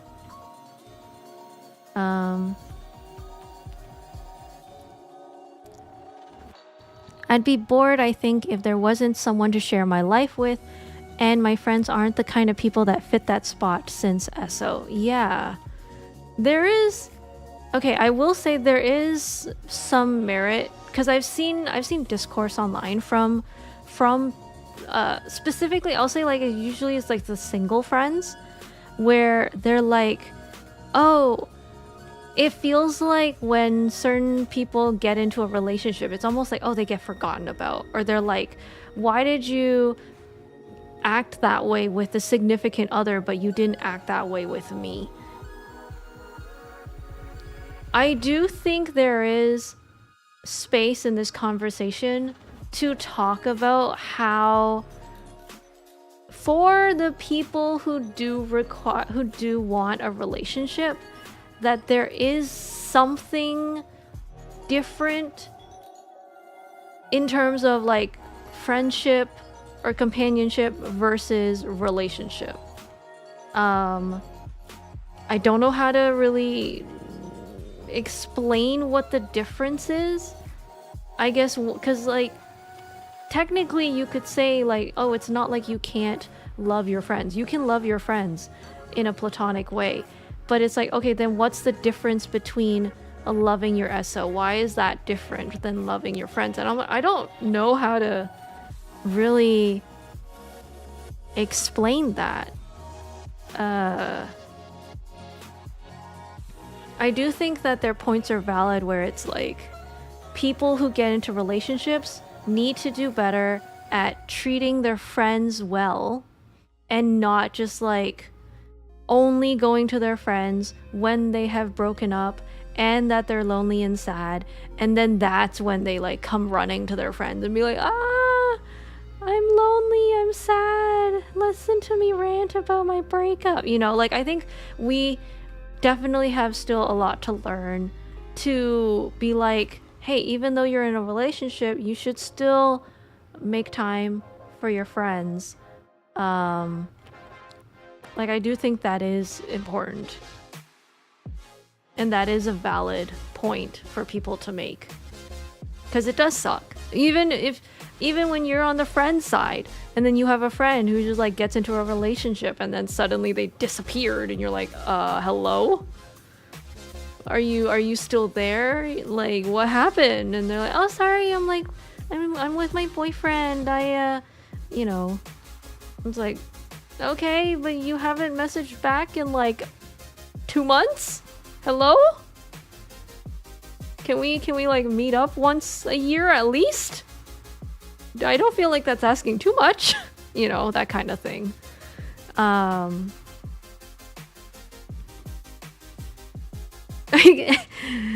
My SO, my security officer.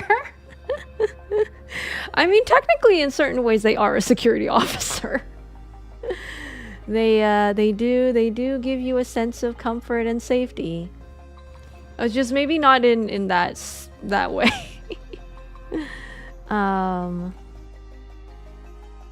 Dang it, I'm not close enough for that. Okay, there we go.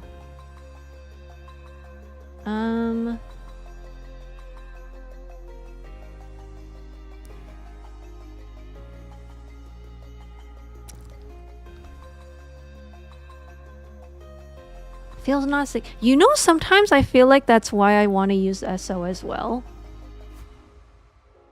Like, I do feel like it doesn't feel significant enough sometimes. And then it only gets more confusing when you like talk about different languages. Cause like in Korean, to say boyfriend, you essentially just say the word for boy and then the word for friend. Which is like, well, it's not like he's a guy and he's also my friend, you know. Just feels different.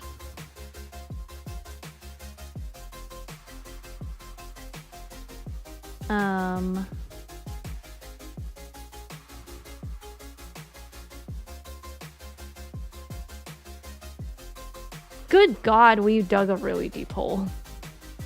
Yo, that hole is so tiny now.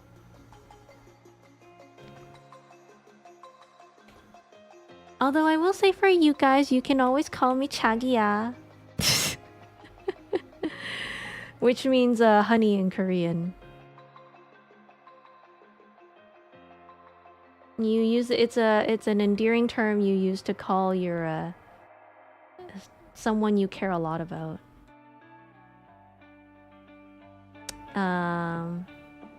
And of course, if I am your Oshi, you can call me Chagiya.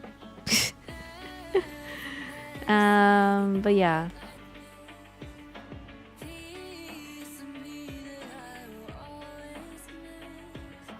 Kamja is potato. Which I guess you could call someone a potato if you want.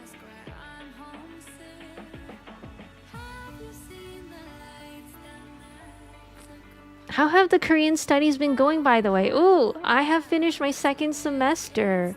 I can now tell you what time it is. I can tell you the weekday. I can tell you the month, the day, the year.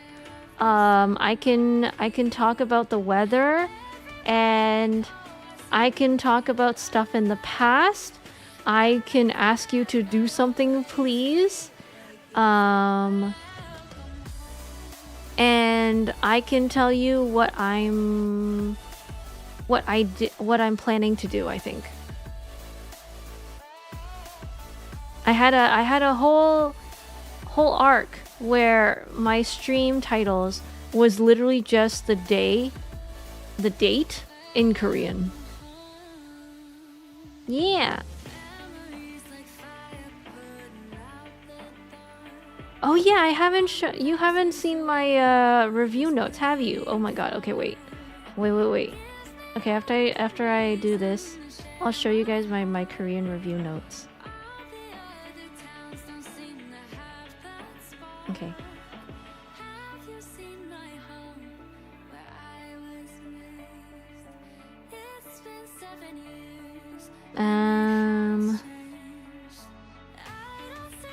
Wait. I'm gonna open it up. Have you seen Fira's Pokemon spread? Oh my god. We don't need to talk about my Pokemon spreadsheet. It's okay. You know, That's what happens when you put Fira in a room and she comes out with a fucking Pokemon spreadsheet. You know, it's okay.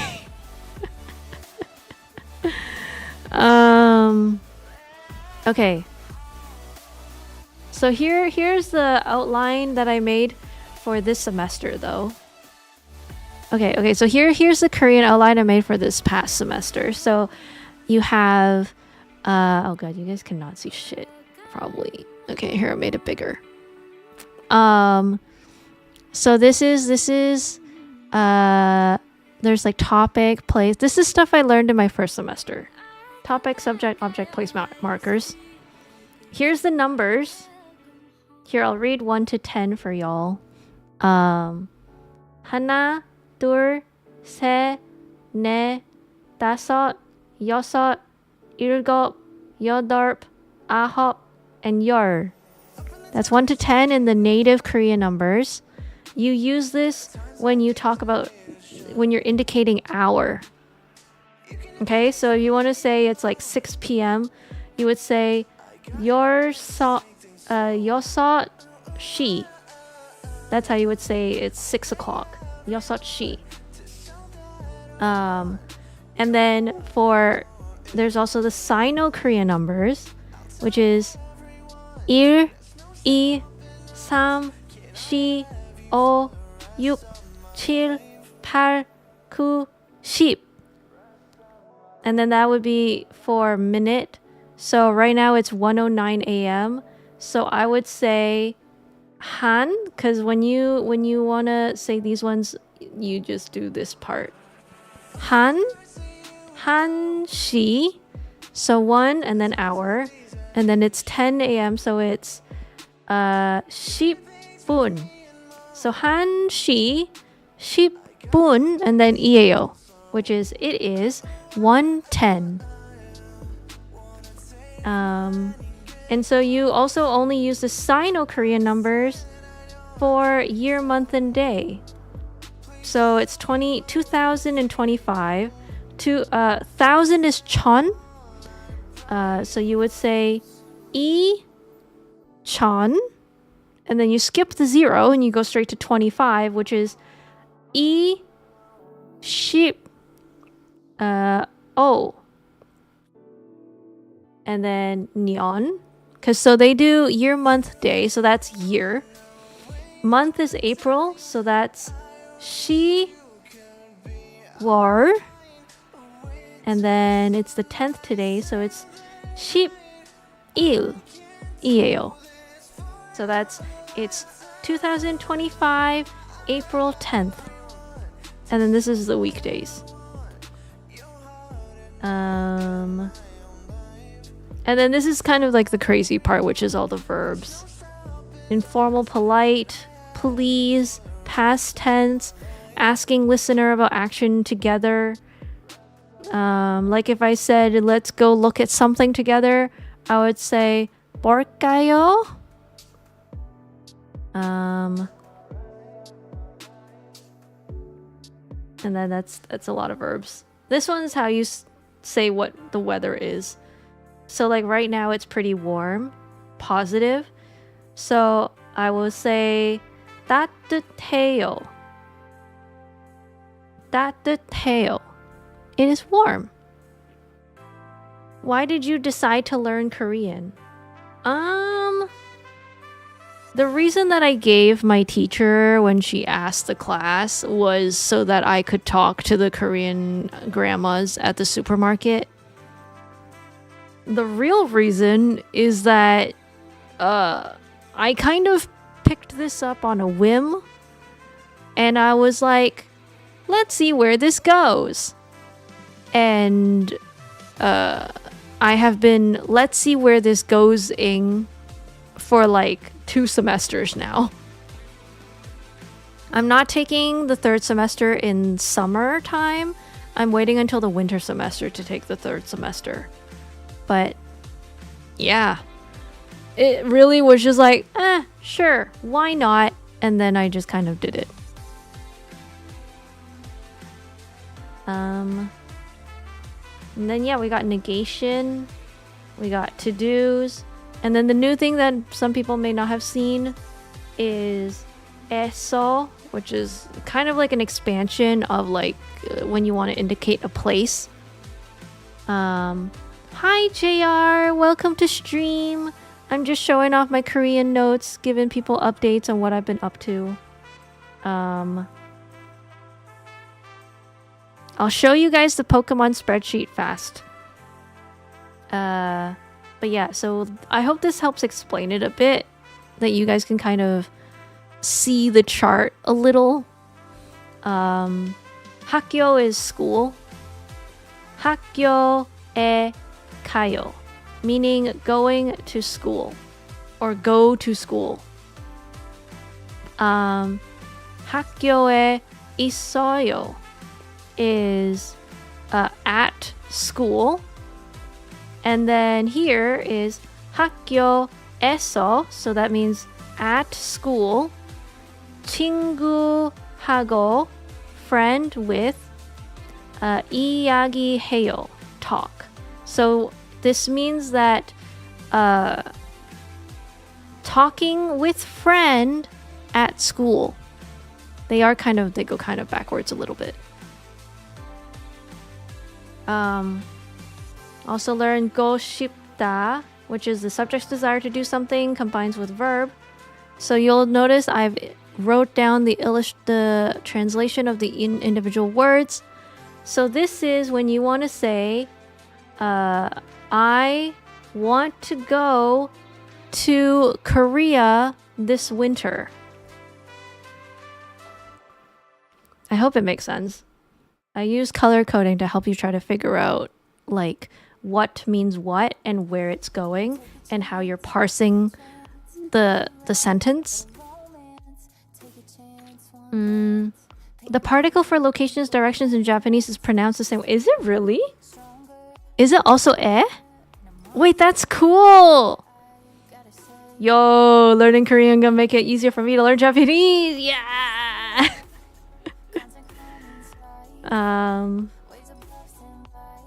And then here is go 싶어 하다, used when the subject. So here is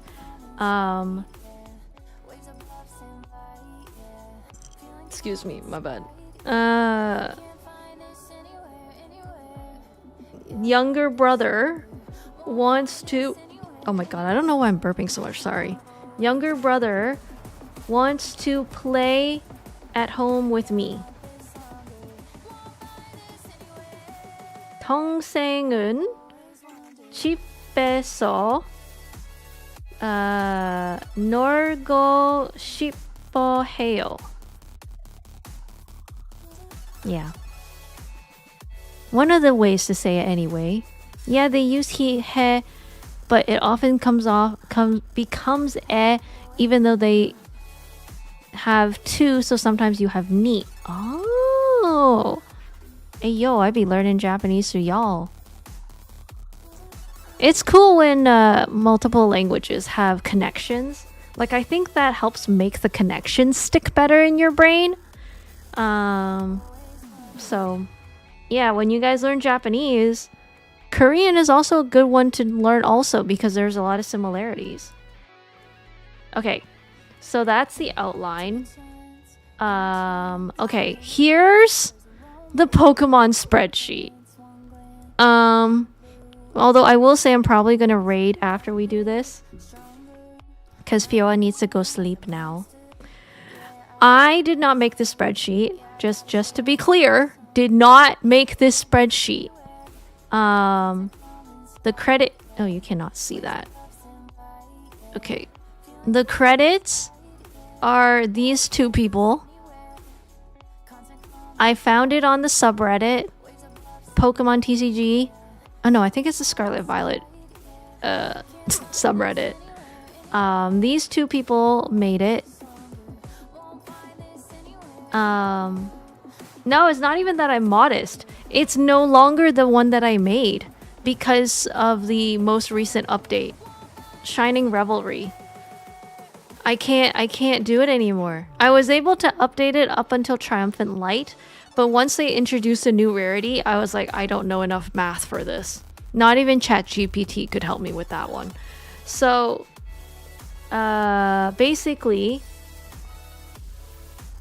you just put the amount of cards that you have into the sheet, and then it'll tell you, well, so this is one of the packs, this is another pack, and another pack, and another pack, and another pack. And then all of that come together tells you which pack to open to get new cards. Did you make the original one? I did not. The one that people are talking about is there's an old version of the sheet where I spent some time customizing so that it would tell me, like, here's the Pokemon cards that I have. Here are the cards that my friend needs. Which ones should we trade?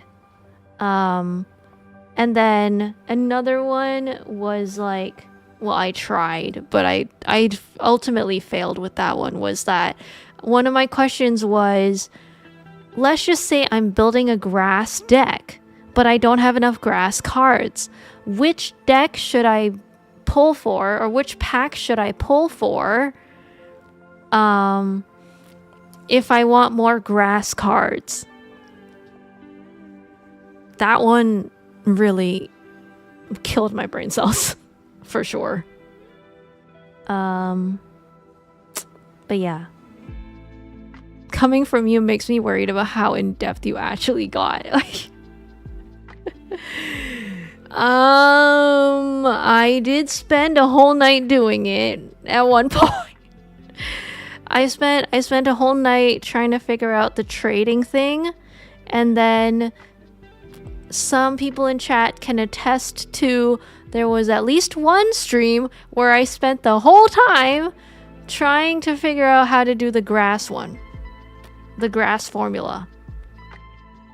Ultimately I failed, but you know, the effort was there.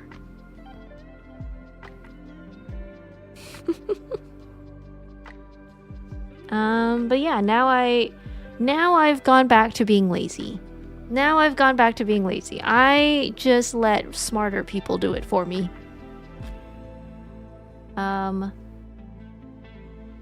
Yep. They also have a deck builder here, which is a lot better than mine. I never even considered this. Like, this is crazy. How do they manage to just autofill from the pack? I don't know.